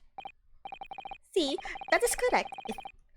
If they had been caught in the explosiones, it would have been terrible. I wonder if you might know what this is? Ah, I think it may be. See, part of a balloon, a burnt piece of the fabric of the envelope. Sorry, the envelope? Pardon, that is the large round part of the balloon which becomes filled with hot air. It is made from very thick fabric lined with rubber. You do not want it to rip when you are in the sky. Just as I thought. This piece of cloth was found near the experimental stage. In other words, as Master God testified, a green balloon did indeed explode that day. If all the balloons in the sky above the experimentation stage belong to you, Mr. Loon, then your statement that they were all undamaged clearly contradicts the evidence. Oh shit, oh god, they all popped. She's just standing on the truck. The balloon exploded that day. Why did I say so? Who was killed? Oh, no. The experiment, how awful. It crashed 50% of the time anyway. The instantaneous kinesis did occur, but after the explosion at the stage, the point of the materialization shifted to a location occupied by a balloon. It's kind of funny here that he's trying to defend that stupid theory. Causing the balloon to explode, yes, evidently plausible. An unfortunate traffic accident, as it were, but it changes nothing about the pertinent facts. This I cannot accept! Why not, Mr. Loon? You are suggesting that I am a liar, that the persons died in a balloon incidente. There's no need to get fired up, Mr. Loon. Ha ha, human jokes. The victim was the sole fatality that day. That's right, and I prove it! Balthazar Loon is not a liar! There is no such balloon in the sky! It is not possible! You're saying that it's impossible. Why? This court has more important matters to discuss than the number of balloons that were operated that day.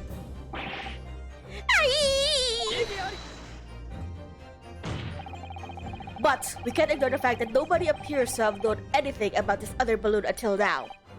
My lord, the defense calls for further testimony from Mr. Loon. I concur. There is clearly more to the truth here than meets the eye.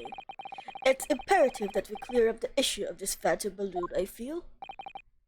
Witnesses, you will give supplementary testimony about the balloons you were operating. A witness, not just one. An exhibition. Gracie, my lord.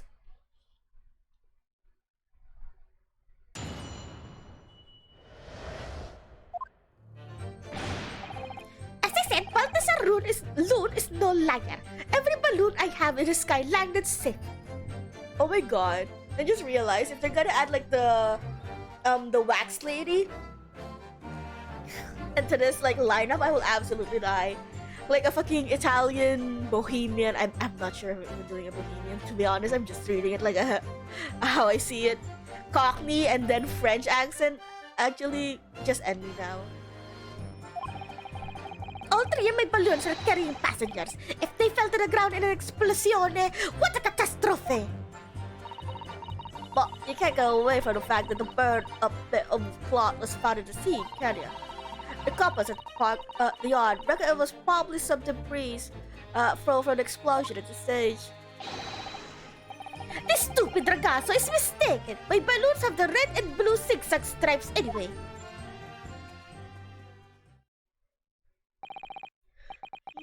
So your assertion is that the balloon in this child saw was not one belonging to you. Sí, exactamente. If he saw the balloon in the first place. I do not like the sound of it. It is very bad for business. I have good mind to sue the land of Bohemia. Fucking try it, bitch. If you attack us, we will fight back. We will be for all out war. Give me balloon, bitch.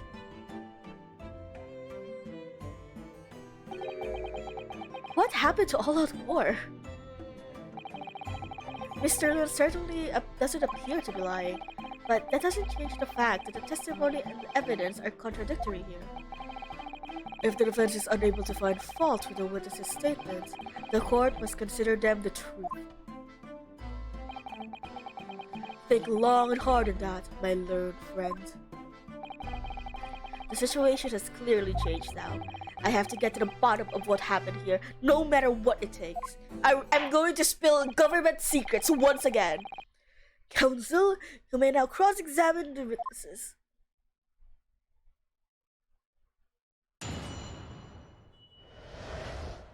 Dun, dun, dun, dun.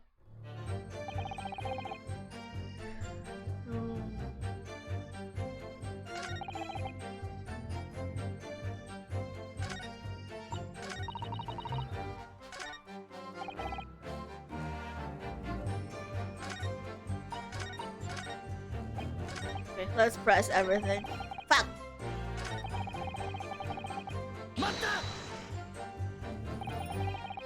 You couldn't just have forgotten one, maybe?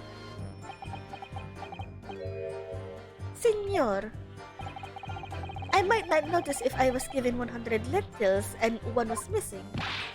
But we are talking about 3 enormous balloons. Do you believe I could make a mistake about something so grand and expensive? I took the liberty of having Inspector Gregson check this gentleman's warehouse. I have the report here. It clearly says a total of 3 balloons. It would appear no mistake has been made then. Surely Miss Lester could have been sent for such a menial task. Or me. I'll tell the boss. These ad kids let me could only count up to 2. Oh no, why are you here? Obviously that ain't true, but the boss bought it and said he'd have a go himself in that case.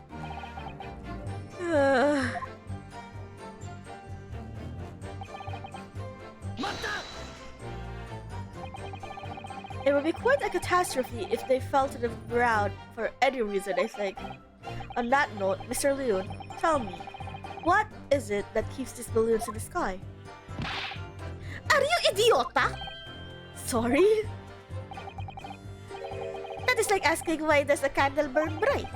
It burns bright because it burns bright. And a balloon flies because it flies. What else? That must be Italian for I don't know. There are 2 types of flying balloons. Hot air balloons and gas balloons. Oh my god, thank you, Van Ziggs, you're a fucking lifesaver.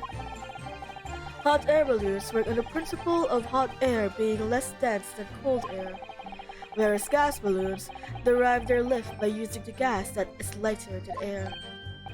See, and my balloons are filled with magic gas, I believe. Hydrogen, lighter than air, but highly explosive. Oof, that's scary. Good lord! I do not permit smoking of cigarette in any of my balloons. The magic gas does not like fire. Even a small spark of static electricity could cause the entire balloon to explode. What is the matter with you, senor? All that comes out of your mouth is explosiones. Explosiones! I tell you, my balloons are perfectly safe. They have to be, or I cannot eat.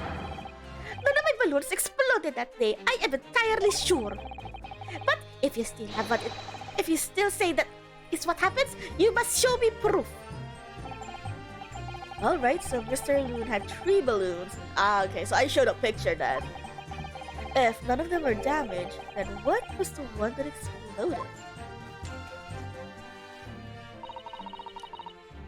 Okay, so I present the picture in the second statement. Okay. I was surprised to find a piece of fabric still at the scene, actually. Didn't you search the area surrounding the stage for clues? Yeah, I'm not into picking stuff off the ground, me. Always works out way better. Diving into people's pockets instead. So much for a new career path. Not you, the boss was on his hands and knees, picking up all kinds of rubbish from the floor. Thing is, the cage went crashing into the crystal tower, didn't it? So, that's where most of the investigation was going on.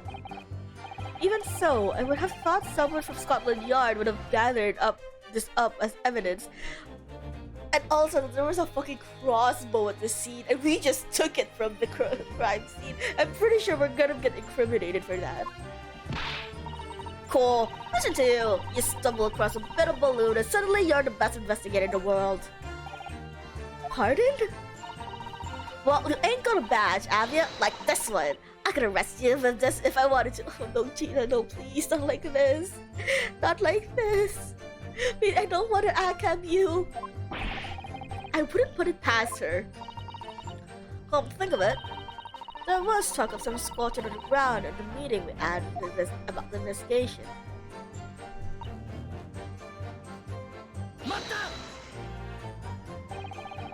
There was a considerable damage to the stage and surrounding area, wasn't there? Yeah, some of the coves were watching the experiments were caught in the blast and injured. Good job the old contraption didn't kneel over, eh? I hadn't even considered that. It seems that there was a great panic after the incident occurred. Nevertheless, the police shouldn't have missed a torn piece of envelope from a balloon. Inspector Gregson can expect repercussions. Oh, wow! I forgot they work under the same person, so... If you're saying that, then that means that piece of balloon was purposely planted there. What? We swap it all as fish and chips, eh? Demand sole pleasure. None of this matters. The script of balloon envelope means nothing. Niente. Niente. You mean the color is wrong? Si, senor. I do not have any green balloons in my warehouse. And yet, a piece of green cloth was found at the scene, and it's unmistakably from a balloon. Well, I do not know how that can... For the sake of argument, let's say that a green balloon did explode above the stage. You could therefore conclude that it happened on the day in question. Why not? There have been recreational balloons flying over Hyde Park, operated from before the Great Exhibition. One could have exploded on some earlier date, unfortunately, as I'm sure you'd agree. You believe it may have been from some earlier balloon incident that predates the exhibition? Si, exactamente. As the senor says, it is not from one of my balloons. Clearly, this little ragazzo from Bohemia is mistaken about what he saw. Are you really sure you want to fight this child?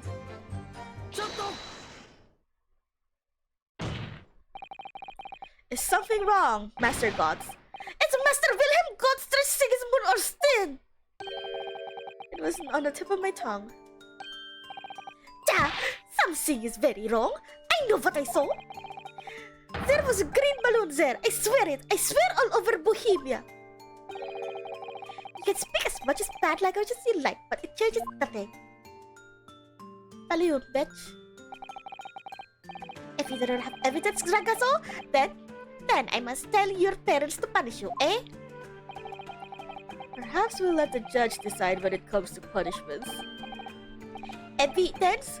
What is this evidence? To give a simple example, young man. A photograph, for instance. Some tangible proof that you claim, of what you claim. Well, why didn't you say so? Why did you say sooner? I have the photograph here. Oh, child. Good gracious! What? I had not been up in balloon for a little while, so I was very excited. I took lots and lots of photographs of the Crystal Tower, of the Bohemian exhibit, of the streets of London, of the hot eel cellar, of the balloon. And the instantaneous kinesis experiment? Did you take pictures of that? Moon pictures. Really? You did take one? But all I wanted was a ride in the balloon. I was not interested in boring experiments. Never mind that. Can you show us the photograph? Of course. And then you will see. You will see that I am not lying. That I did see a green balloon. It's hard to tell. It's black and white. Uh-oh. Well, I see you are all too shocked to speak. Yes, I think shock isn't the word, young man. Balloon. Perhaps you cannot see. You can see that it was green balloon from this photograph, but that is not my fault! Oh no! That is the fault of the stupid person who made the camera!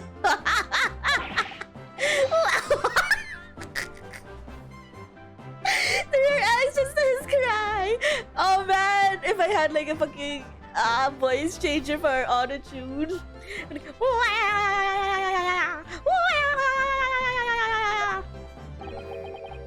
That is one very big sounding cry.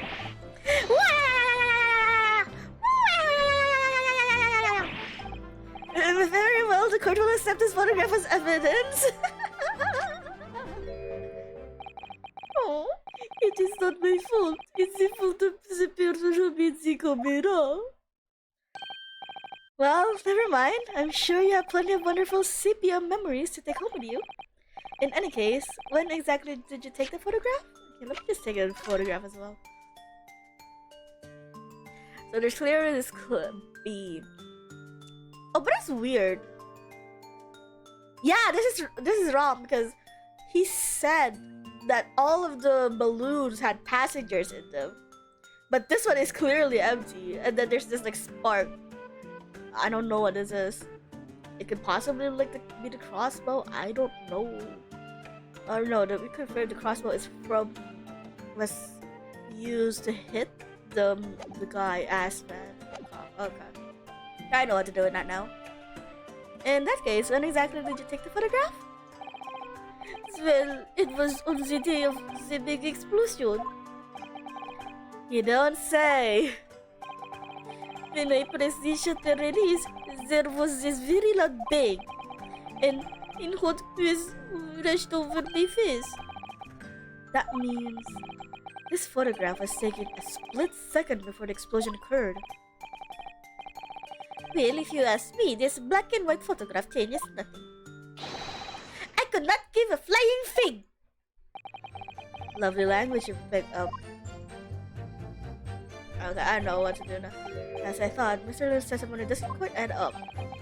There's a young Bohemian boy claims to have seen another fourth balloon, but Mr. Lun vehemently denies the possibility, and it's hard to imagine the man in charge would be mistaken about the number of their northern balloon. Still, secretly must tell us something, I'm sure. Okay, so we got a new piece of information. Okay, here it is. We got a new piece of evidence, good.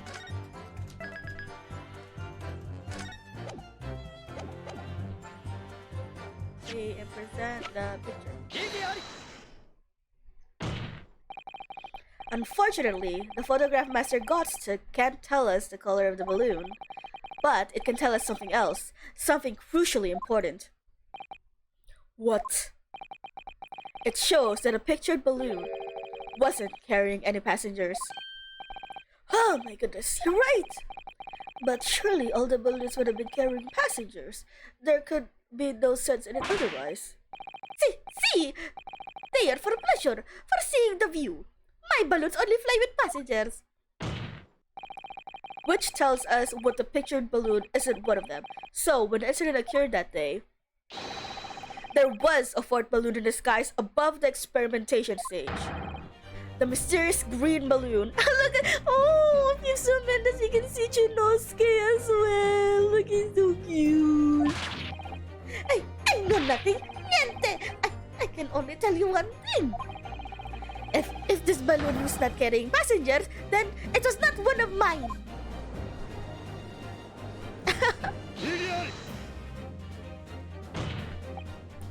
There are illegal tradesmen everywhere you care to look.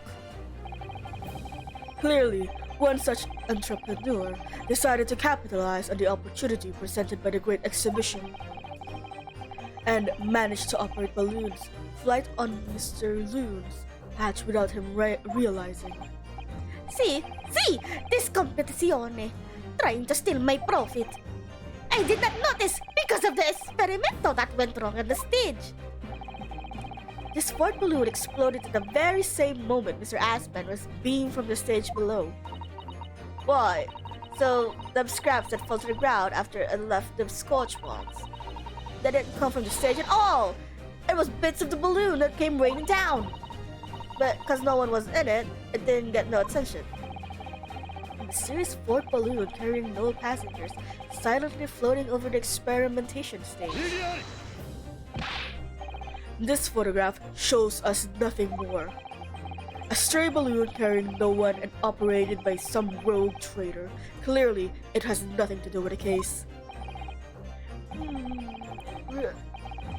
Its relevance does elude me, I must say.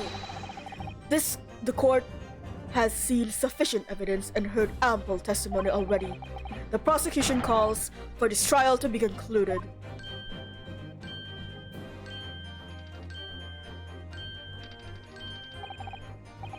Really? Have we really got to the truth yet? No, I can't let this opportunity slip away. The jurors' minds are made up, and not in our favor. What else can the photograph tell us? Is there something... Yeah, the fucking thingy. Oh, like, okay, I see. And the thing with this game is I really wonder why they give me this option anyway. Because there has never been a scenario where saying nothing is the right one. You always press for more. You always say an objection. You always say it is relevant and stuff like that. The only time it threw me off was when the soap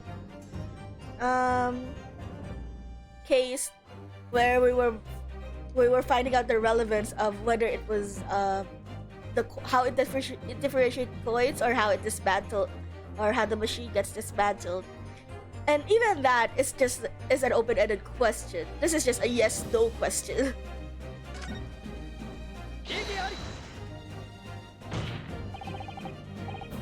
Ladies and gentlemen of jury, please don't give your decisions yet. The photograph from Master Gods may well be hiding one more vital clue. What's that? Pucho, ay naman, laki ng bibig. Sorry, spoke Tagalog. Why is his mouth so huge? Put that away, sir. A vital clue? I don't know what I'm giving you this accent just to give you like some specificness. We're well past the point of mere possibilities. It's time for definitives now, so tell the court. What exactly does this alleged clue on the photograph prove? The cause of explosion. We can reasonably assume that a pictured balloon was destroyed in the searing heat of the explosion. Da! That's right, da! It was not my fault! Evidently, because the birdcage from the Cadessa's machine materialized in the sky where it had been flying. And the balloon, being filled with flammable hydrogen, instantly and explosively ignited. Look! Did you see that? Chinosuke shook his head as well. That was so cute. No, that's not what happened. What? It would appear that this photograph requires closer examination. Counsel for the defense, you will highlight the location of the related clue, the photograph, or the picture over the court. Of course, my lord. If you look closely, it's plated out to see. Okay, so okay, and what's shown is linked to another piece of evidence we have. In a way, that leads to an unbelievable conclusion. Okay, you said it's evident enough. I'm telling you, if you're telling me like I'm one fucking pixel off, I'm going to kill someone. I'm not gonna save, just so that I can be more spiteful if you like strike me for this. There we go. The timing of this photograph can only be described as miraculous. If you look, you'll notice there's a bright white line that appears to point directly at the balloon. Most likely a ray of light caught incidentally on the film. I'm afraid I see nothing of the sort. If you look with a magnifying glass, my lord, get your fucking specs, dear. Come on, I'm sure this Judge Matter gives you payment. Get some of your fucking specs. It becomes clear that the nature of this bright light really is. Oh, that's interesting. I like the kind of approval that they actually do have magnifying glasses when they're like looking at pictures like that. It's kind of funny. Goodness, what is that? Undeniably some flash of light, yes. Oh golly, do you think it might be lightning? But it couldn't have been a finer day. I believe we may be looking at fire. A bolt of fire heading straight to the balloon like an arrow. Indeed, even in my aging eyes, it would appear to be a flame of some sort. My word, are you suggesting this flame struck the hydrogen gas that filled the balloon? That's absurd. The balloon would have been 60 feet above the ground at the time. No flame could possibly have reached such a height. Oh, eat your words. You shouldn't have said that. Actually, it's my opinion that a particular piece of evidence found in the scene reveals how that is exactly what did happen. Are you sure? I mean, we took this from the scene of the crime, bruh. We are in danger if we show this. What evidence? If such evidence exists, Council, then for goodness sake, present it, man! Which evidence explains a mysterious streak of flame that appears to be headed directly to the balloon? This crossbow. Man, I'm really hoping, because I feel like, aside from tongue twisters and the fact that he studies English, which both are very questionable in usefulness, him knowing how to do Kyudo or archery is like one of his like other strong suits. So I'd be really glad if he's able to explain like arrows and stuff for this. Like, use something that's to your advantage, my dude. They've always been a down one. This was found hidden in the foot of this small ornamental tree near the scene. And honestly, it's so small, why didn't the murderer just fucking take it with him? Unless it's a case of like, oh no, the police are searching people, and if they found that on him, he'd be caught. Good lord, is that a crossbow? An arrow dipped in oil and set alight could have been shot from this weapon, sending a flaming arrow straight into the hydrogen-filled balloon. Are you suggesting that crossbow was used to deliberately... Blimey, you're right! That streak of light in the photo looks just like an arrow, doesn't it? Then, the explosion of the balloon, it was... very likely the result of a flaming arrow from this arrowhead, from this crossbow, igniting the hydrogen gas inside it. No!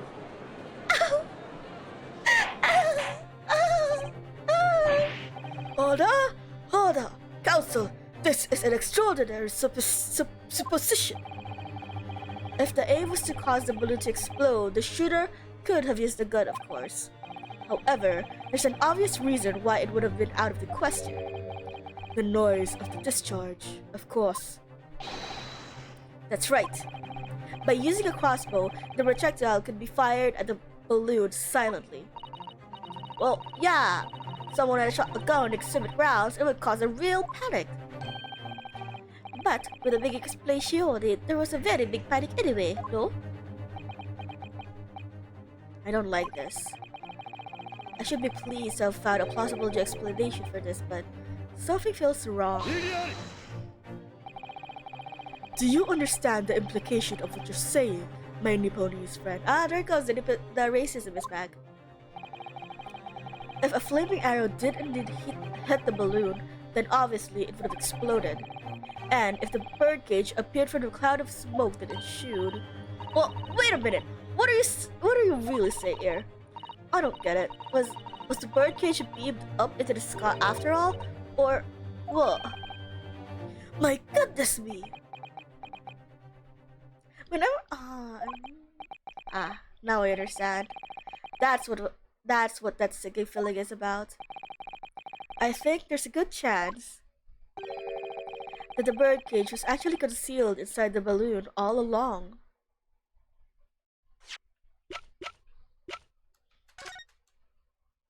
Huh? How? We can clearly see there's a birdcage here. Where could it have been hidden? What? Did I just hear that correctly, Council? There's no going back now. The horse has bolted. Inside? It been burned to a crisp though. Oh wait, no, you were using gas. Still, it exploded. Let's assume, as I said, that the birdcage was hidden inside the green balloon from the start. Okay, how did that disappear? On stage, when the experiment has started, the birdcage and the instantaneous kinesis machine disappeared in a cloud of smoke. At the moment, the flaming arrow was fired from the ground, causing the green balloon to explode and drawing the attention of the spectators to the sky above their heads. From amid the smokes, the hidden birdcage then appeared, just to fall down and crash into the crystal tower. I think you'll agree it's entirely plausible that what I've just described is the real truth behind the miraculous experiment carried out that day. Good grief!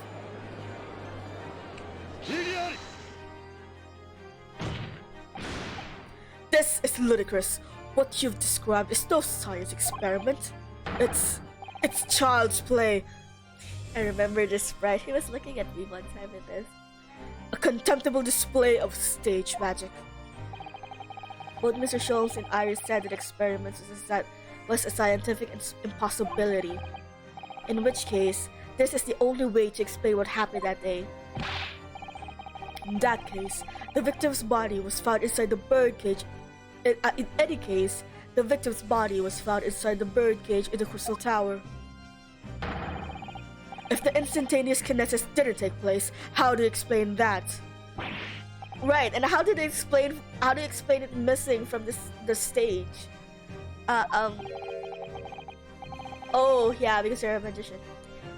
If I may put a word in as a man of magic myself, such apparent discrepancies can easily be explained by some simple deception. Juror number 3.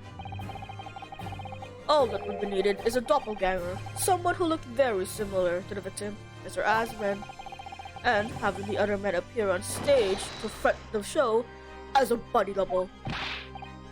Yes, of course. So, in fact, Mr. Asman must have been inside the birdcage that was concealed inside the balloon right from the start. I can see where this is going now. So, this was all Asman's plan. He rigged it from the beginning, but Hairbrain didn't know about this. He was just genuine about his experiments and whatnot. That balloon would have been filled with hydrogen. Anything hidden inside it would have been scattered to the 4 winds when it exploded. Okay, that's listening as well. No one would ever have embarked on such a risky venture. Not necessarily. The explosive force of the balloon gas would be very much depend on the mixture ratio. Ooh, I like that everyone is countering Van Zieks now. They always usually counter me. Juror number 4. Flying balloons are merely filled with pure hydrogen, but a mixture of other gases such as helium as well.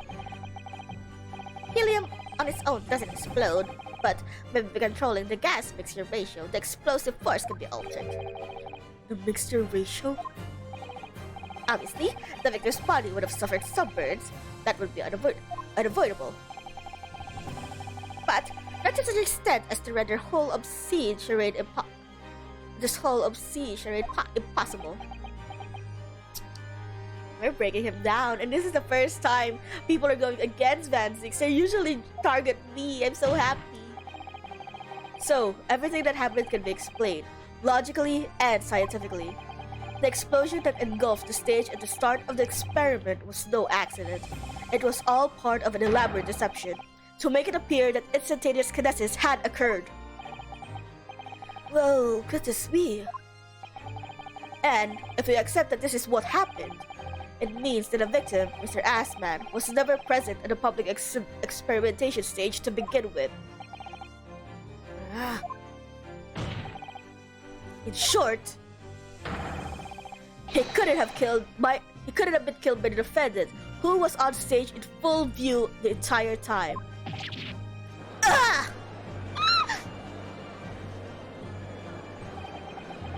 This will be very hard for the prosecution to counter. Whee! Lord Van Zieks can't credibly maintain that Professor Hairbrain is a suspect now.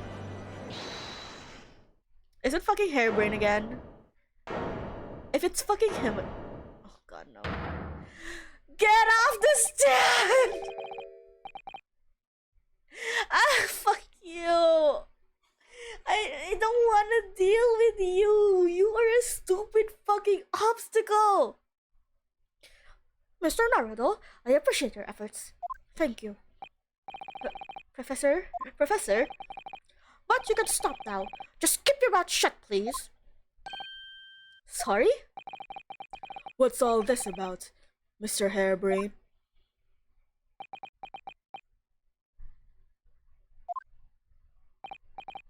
I, Albert Harebrain, hereby confess that it was me who stabbed Mr. Audie Asman. Jesus Christ. He's doing this to give like his experiment credibility, right?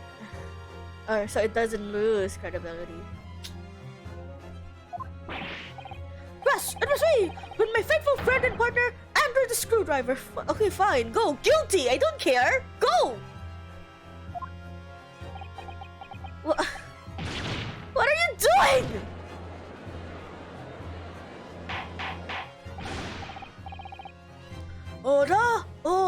Order!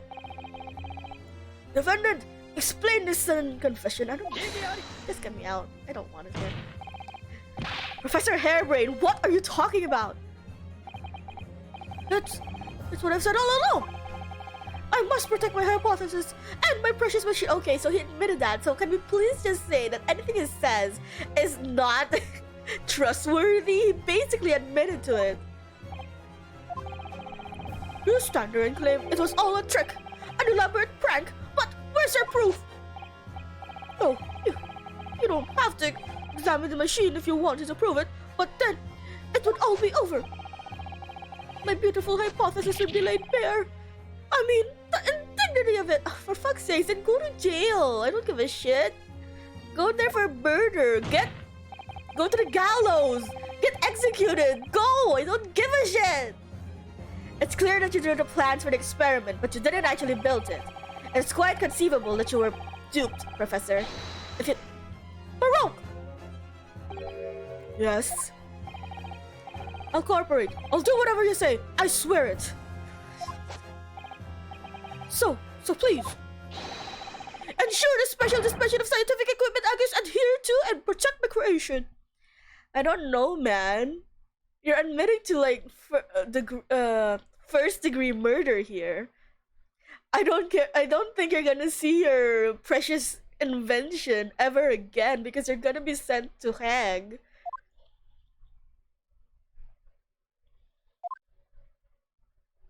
There's a guy. Man, Van Zix, I don't drink, but give me one too. I need a drink too. Pray forgive the discourtesy of filling my hallowed chalice at this critical juncture.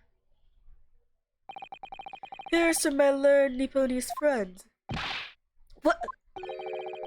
And his upcoming attempt to clarify the defense's position in the light of the accuser's confession. But there was literally the one time we had Van Zix pinned, and this fucking stupid SpongeBob motherfucker. Do you intend to formally assert that the experiment was nothing more than a conjuring trick? No, I don't give a shit anymore. Let him die. I did what I could. I can't help someone who wants to die, who wants to be guilty. Because the moment you do, the Special Dispensation for Scientific Equipment Act that protects the professor's invention will cease to apply. I feel like you're misinterpreting something here, Van Zix. I don't give a shit what happens to his experiment. I'm not his friend. He's my client. And the best I can do is assert his innocence. I'm not here to make friends or like improve his career. That's on you. That's what you want to happen. Apparently, I don't know what's going through your mind at the moment. So I don't give a shit. The prosecution will then demand a rigorous examination of the machinery involved in order to establish the truth. Why do you think I care about this fucking machine and what he feels about this machine? However, if you acknowledge that the machine is genuine and instrumental to the victim's murder, any chance of investigating will be crushed and the confidentiality of the professor's hypothesis preserved.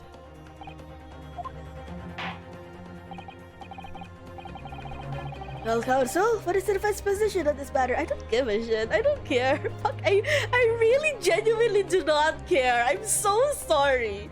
They're trying to make this dramatic, and it's all it's doing is making me angry. I don't care. I do not want to fight an uphill battle to someone who doesn't want it. What Professor Harebrained, my client, actually asked of me was to prove that the explosion on the stage was an accident and protect the secrecy of his hypothesis. But there's no way to do that without implying the professor's guilt. Do I protect my client's life by asserting his innocence, or do I uphold my client's request but see him condemned? Go. Either way, I can't avoid betraying his trust. You've been silent long enough. Isn't talking your trade, my learned friend? Oh, do you know about how good my tongue is? Do you want to check? It's gonna be more fun than this stupid fucking trial. Oh, has all knowledge of English escaped your confused Deeponi's mind?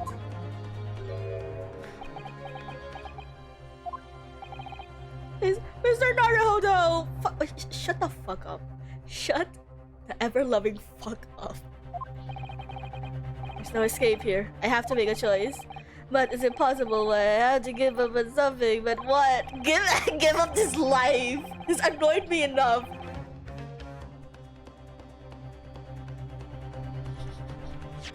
I'm gonna say it because I know it's gonna fuck with me, but fine. If I say it's scientific invention, then it's like, okay, go get your go get your neck broken in by the fucking hanging rope.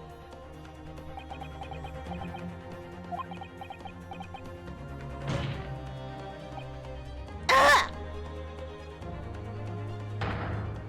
No, I can't say it. My client places faith in me. Well, clearly he's not returning. Listen. This is like he is asking you to carry him, but while at the same time he's carrying like fucking tons of bricks on him. Would it still be possible? I hate this case. No, I can't say it. Ah! What must I give up on? It's not a question you should have to ask yourself here. Who are you? Sherlock? It's what can I protect? Who are you? Susato-san! Susato-san! I missed you! Hello again, Mr. Naruhodo. It's been far too long. Susato-san! What are you doing? Hi! Ah! My first Susato takedown in 6 months! Oh my god! Oh my god, how did the court react to that? Please tell me Fan 6 and the judge reacted to that. There'll be time to talk later, Mr. Naruhodo. For now, we must concentrate on the task at hand. We're just working out not what I have given up on, but what I can protect. Professor Harebrained. Ah, yes? Yesterday you told me that science is the pursuit of truth. Well, my job is to pursue the truth too. Yes, of course. And personally, I believe that you didn't stab Mr. Asman. I think you've come to realize something yourself too, haven't you? That your experiment and the machine you built with the victim are questionable. The truth behind that is what we must both pursue now.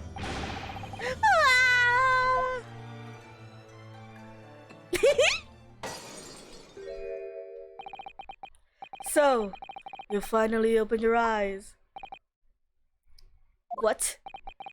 And as for you, Albert, you can't ignore this any longer. Ah. Having heard my learned friend's assertion, don't you have something to say? Bro! Lord Van Zieks? Gosh, I've never heard him speak that way before. Oh my god, Susie! Oh god, I have so much to tell you. I was in his room. I I told him he's not handsome to his face. I was making fun of his bats. In truth, there is one thing. Something I remembered that's of relevance. What? On the day it happened, just before I began experiments, I saw a man near the stage. A man holding that crossbow. I beg your pardon?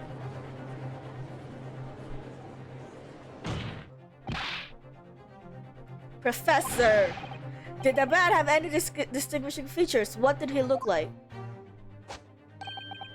Oh, tall, taller than me, and thinner than me, with straight hair, straighter and whiter than mine. Jesus, that's a...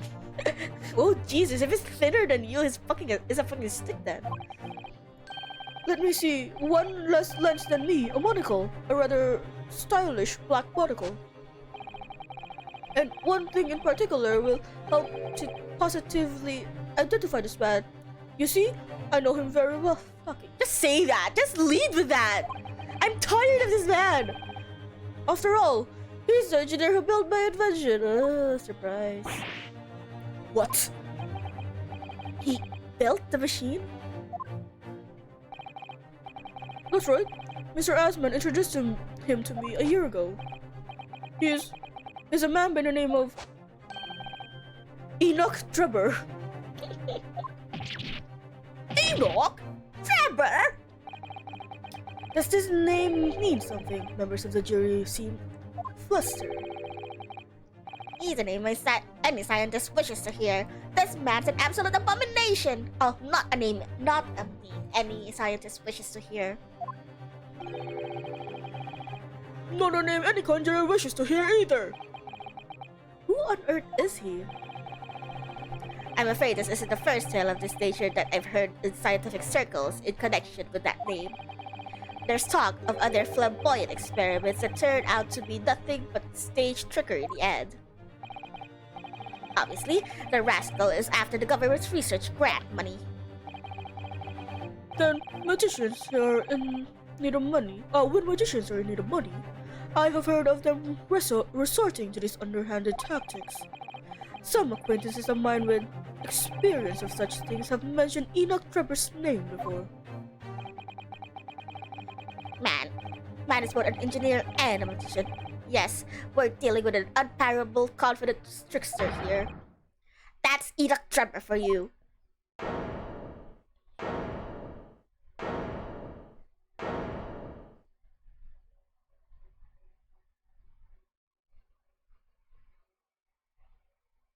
Do we continue? Okay. So it's true then. My invention, my great machine. It was just a grand illusion. Yes, shit, fuck you. Considering what we've just heard about Mr. Drebber's character, I'm sorry to say that sounds increasingly likely. Even though no one else believed it, I wanted to. I wanted to believe that machine would function exactly as my hypothesis predicted. So you were scammed. Which is why you were so opposed to it being investigated, I presume. I knew that if the machine was examined in detail, its construction would give away my hypothesis. Obviously, I didn't want it to happen, but at the same time, I knew that if it was found to be nothing more than a trick, then a work of deception, then everything I've worked towards, all my research, all my dreams, my whole life would be over. Listen, I can get that. I can get the fact that all of your hard work being amounting to nothing in the end, and being threatened to face with the reality of that is scary. But the fact is, you made it an issue for other people. You made it harder for other people who were genuinely trying to help you.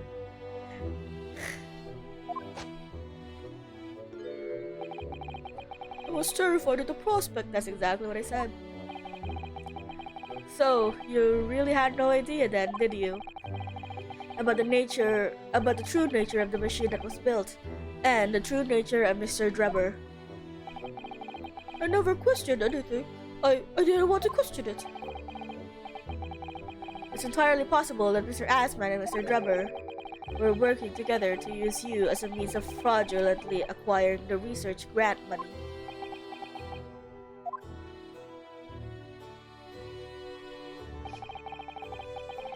When I announced my invention to the crowds that day, it was the finest moment of my career.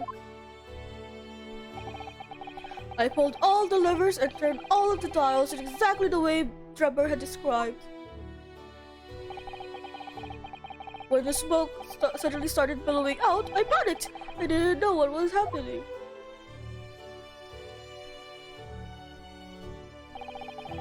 But I really don't know how the whole illusion was made to work.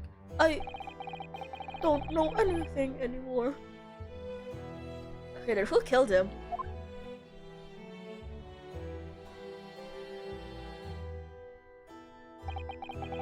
Let me confirm one final point with you, Professor. Do you now consent to the prosecution submitting the necessary paperwork to release your invention from the protection afforded by the Special Dispensation of Scientific Equipment Act? Yes, please go ahead. I'm very sorry.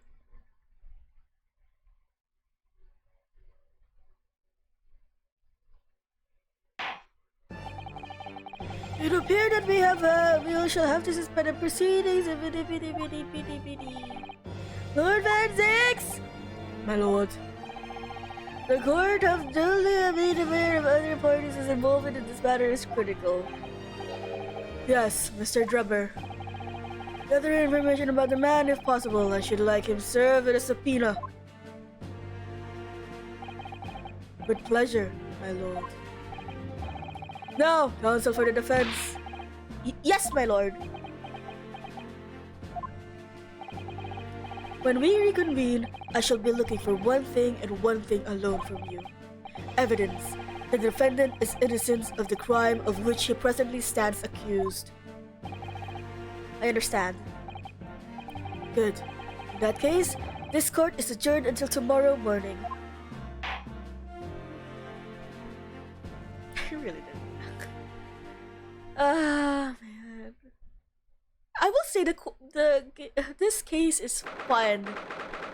Except unfortunately the main focus is the defendant, who is not fun. I am not fond of this character. Well, at least he's apologetic now, so maybe he's gonna be more tolerable in the next coming proceedings. Mr. Naruhodo? Yes. I'm so sorry. I was wrong. You were right. I tricked you and you trusted me. I dragged you into my mess. How did it ever come to this? I'm so sorry. John Mulaney again. Oh, I'm sorry. Did you really have no idea, Professor? About what Mr. Drebber was really up to, AP? About what he was really constructing? Naturally. That machine was the embodiment of my hypothesis, of all my hopes and dreams. I had complete faith in it. Alright, in that case, I won't say any more. Now, sadly, the murder accusation against you still stands. So, we must do as much investigation as we can before the trial resumes tomorrow.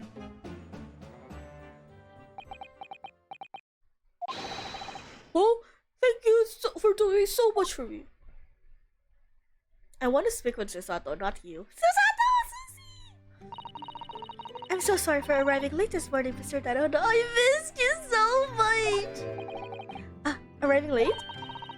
Didn't you receive my postcard? I wanted to let you know when I arrive.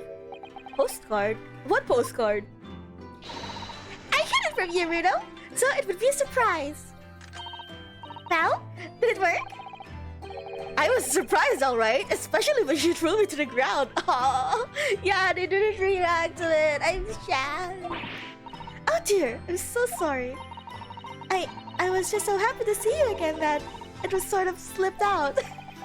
Maybe we could stick to more traditional displays of emotion in future. Zizi's train was late into London Victoria this morning, you see. But we made the coachman really whip the horse hard so she didn't miss the whole trial. I was watching from the gallery for a while, but in the end, I'm afraid I couldn't contain myself. Well, I'm glad you didn't. Oh! Having you by my side in court gives me the strength I need to win. So, I'm, delighted to see you back in London. Oh, you're too kind, Mr. Naruhodo. I'm delighted to be here. I hope I can continue to be of service to you. Of course. So, what's brought you back? Did Professor Mikotomo not protest? Let's save all that conversation for when we're back at home, shall we? You know, I made one of my most special plans ever for this special occasion. Oh, Iris, how wonderful! I can't wait!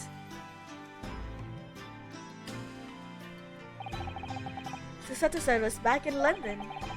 It's hard to describe how happy it made me feel at the time, but despite my elation, our tale was about to take yet another extraordinary turn.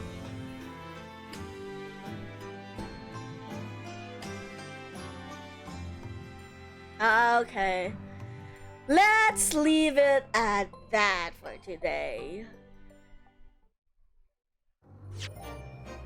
Yes, please. Oh, hey, we're back in investigations. Well, it kind of assumed we didn't find evidence anyway. Okay, so about that trial. Here's to hoping it gets better now after the investigations because man. The thing with that though is that because oh shit, fuck yeah. Yeah, there was just a lot of missing pieces in there for me to be like to feel the tension or the thing they were going at there. Like they didn't really build up Hairbrain to be like sympathetic, like how you'd build up how they build up Gina or Natsume, or why you should pity them. And yeah, that's the thing. The man was faced with murder, but he wasn't concerned with his own life. He was concerned with his like stupid machine. And I mean, yeah, and sure, that's what it is. His entire character revolves around his work and his machine. So it was natural for him to want to defend it. But the thing here is that he's being an actual nuisance about it. Like I wish there was something that would resolve. Like I'm putting up all this effort to clear his name and like I'm picking apart testimonies and like trying to make a point for him to be innocent. Then here he just like dashes it all away. So when I'm like so when he goes like, actually I'm guilty. I killed a man. Just as long as my machine doesn't get like taken apart or some shit like that, then I'm just okay, go. I don't give a shit. You basically threw all of my hard work to the ground with what you just said. So I don't give a shit anymore. But yeah, that's the thing. That's basically his entire character. I'm not saying his character is like the worst of the worst or it can't be fixed. It probably can be fixed now that it's it probably can be fixed if you like elaborated. Oh hi, Mr. POV, were you there this entire time? But yeah, I did not have a great time in that trial. Which is sad because I was really enjoying all of the like other witnesses and then like I was feeling oh okay. Sorry Mr. POV, but the stream is about to end actually. Yeah, I was happy with all of the witnesses and I was feeling really smart about all of the deductions so far. Like the glasses one I was really doubtful, but then I was really happy that the game didn't fucking penalize me for it and that it made sense. Good midnight to you too, Mr. POV. Thank you for stopping by. And then so like I was actually incredibly having fun with a lot of it, especially like this fucking balloon man and the child. And then and I was feeling my high, and then suddenly out of the blue, this just bastard went, actually, no, that's all fucking bullshit. Put me in jail. I am accepting this degree of first degree murder. And I was just, oh, fucking fine. Whatever, dude. But yeah, now that he's more desperate to fight for his life, and I feel like we can trust him to not fuck us up when I'm trying to make a defense, I'm I'm assuming I'm gonna enjoy the game more, this case more. But okay, let us leave it at that. I need to refresh and restart my brain a little, or I'm not gonna go into the next trial parts with a positive outlook.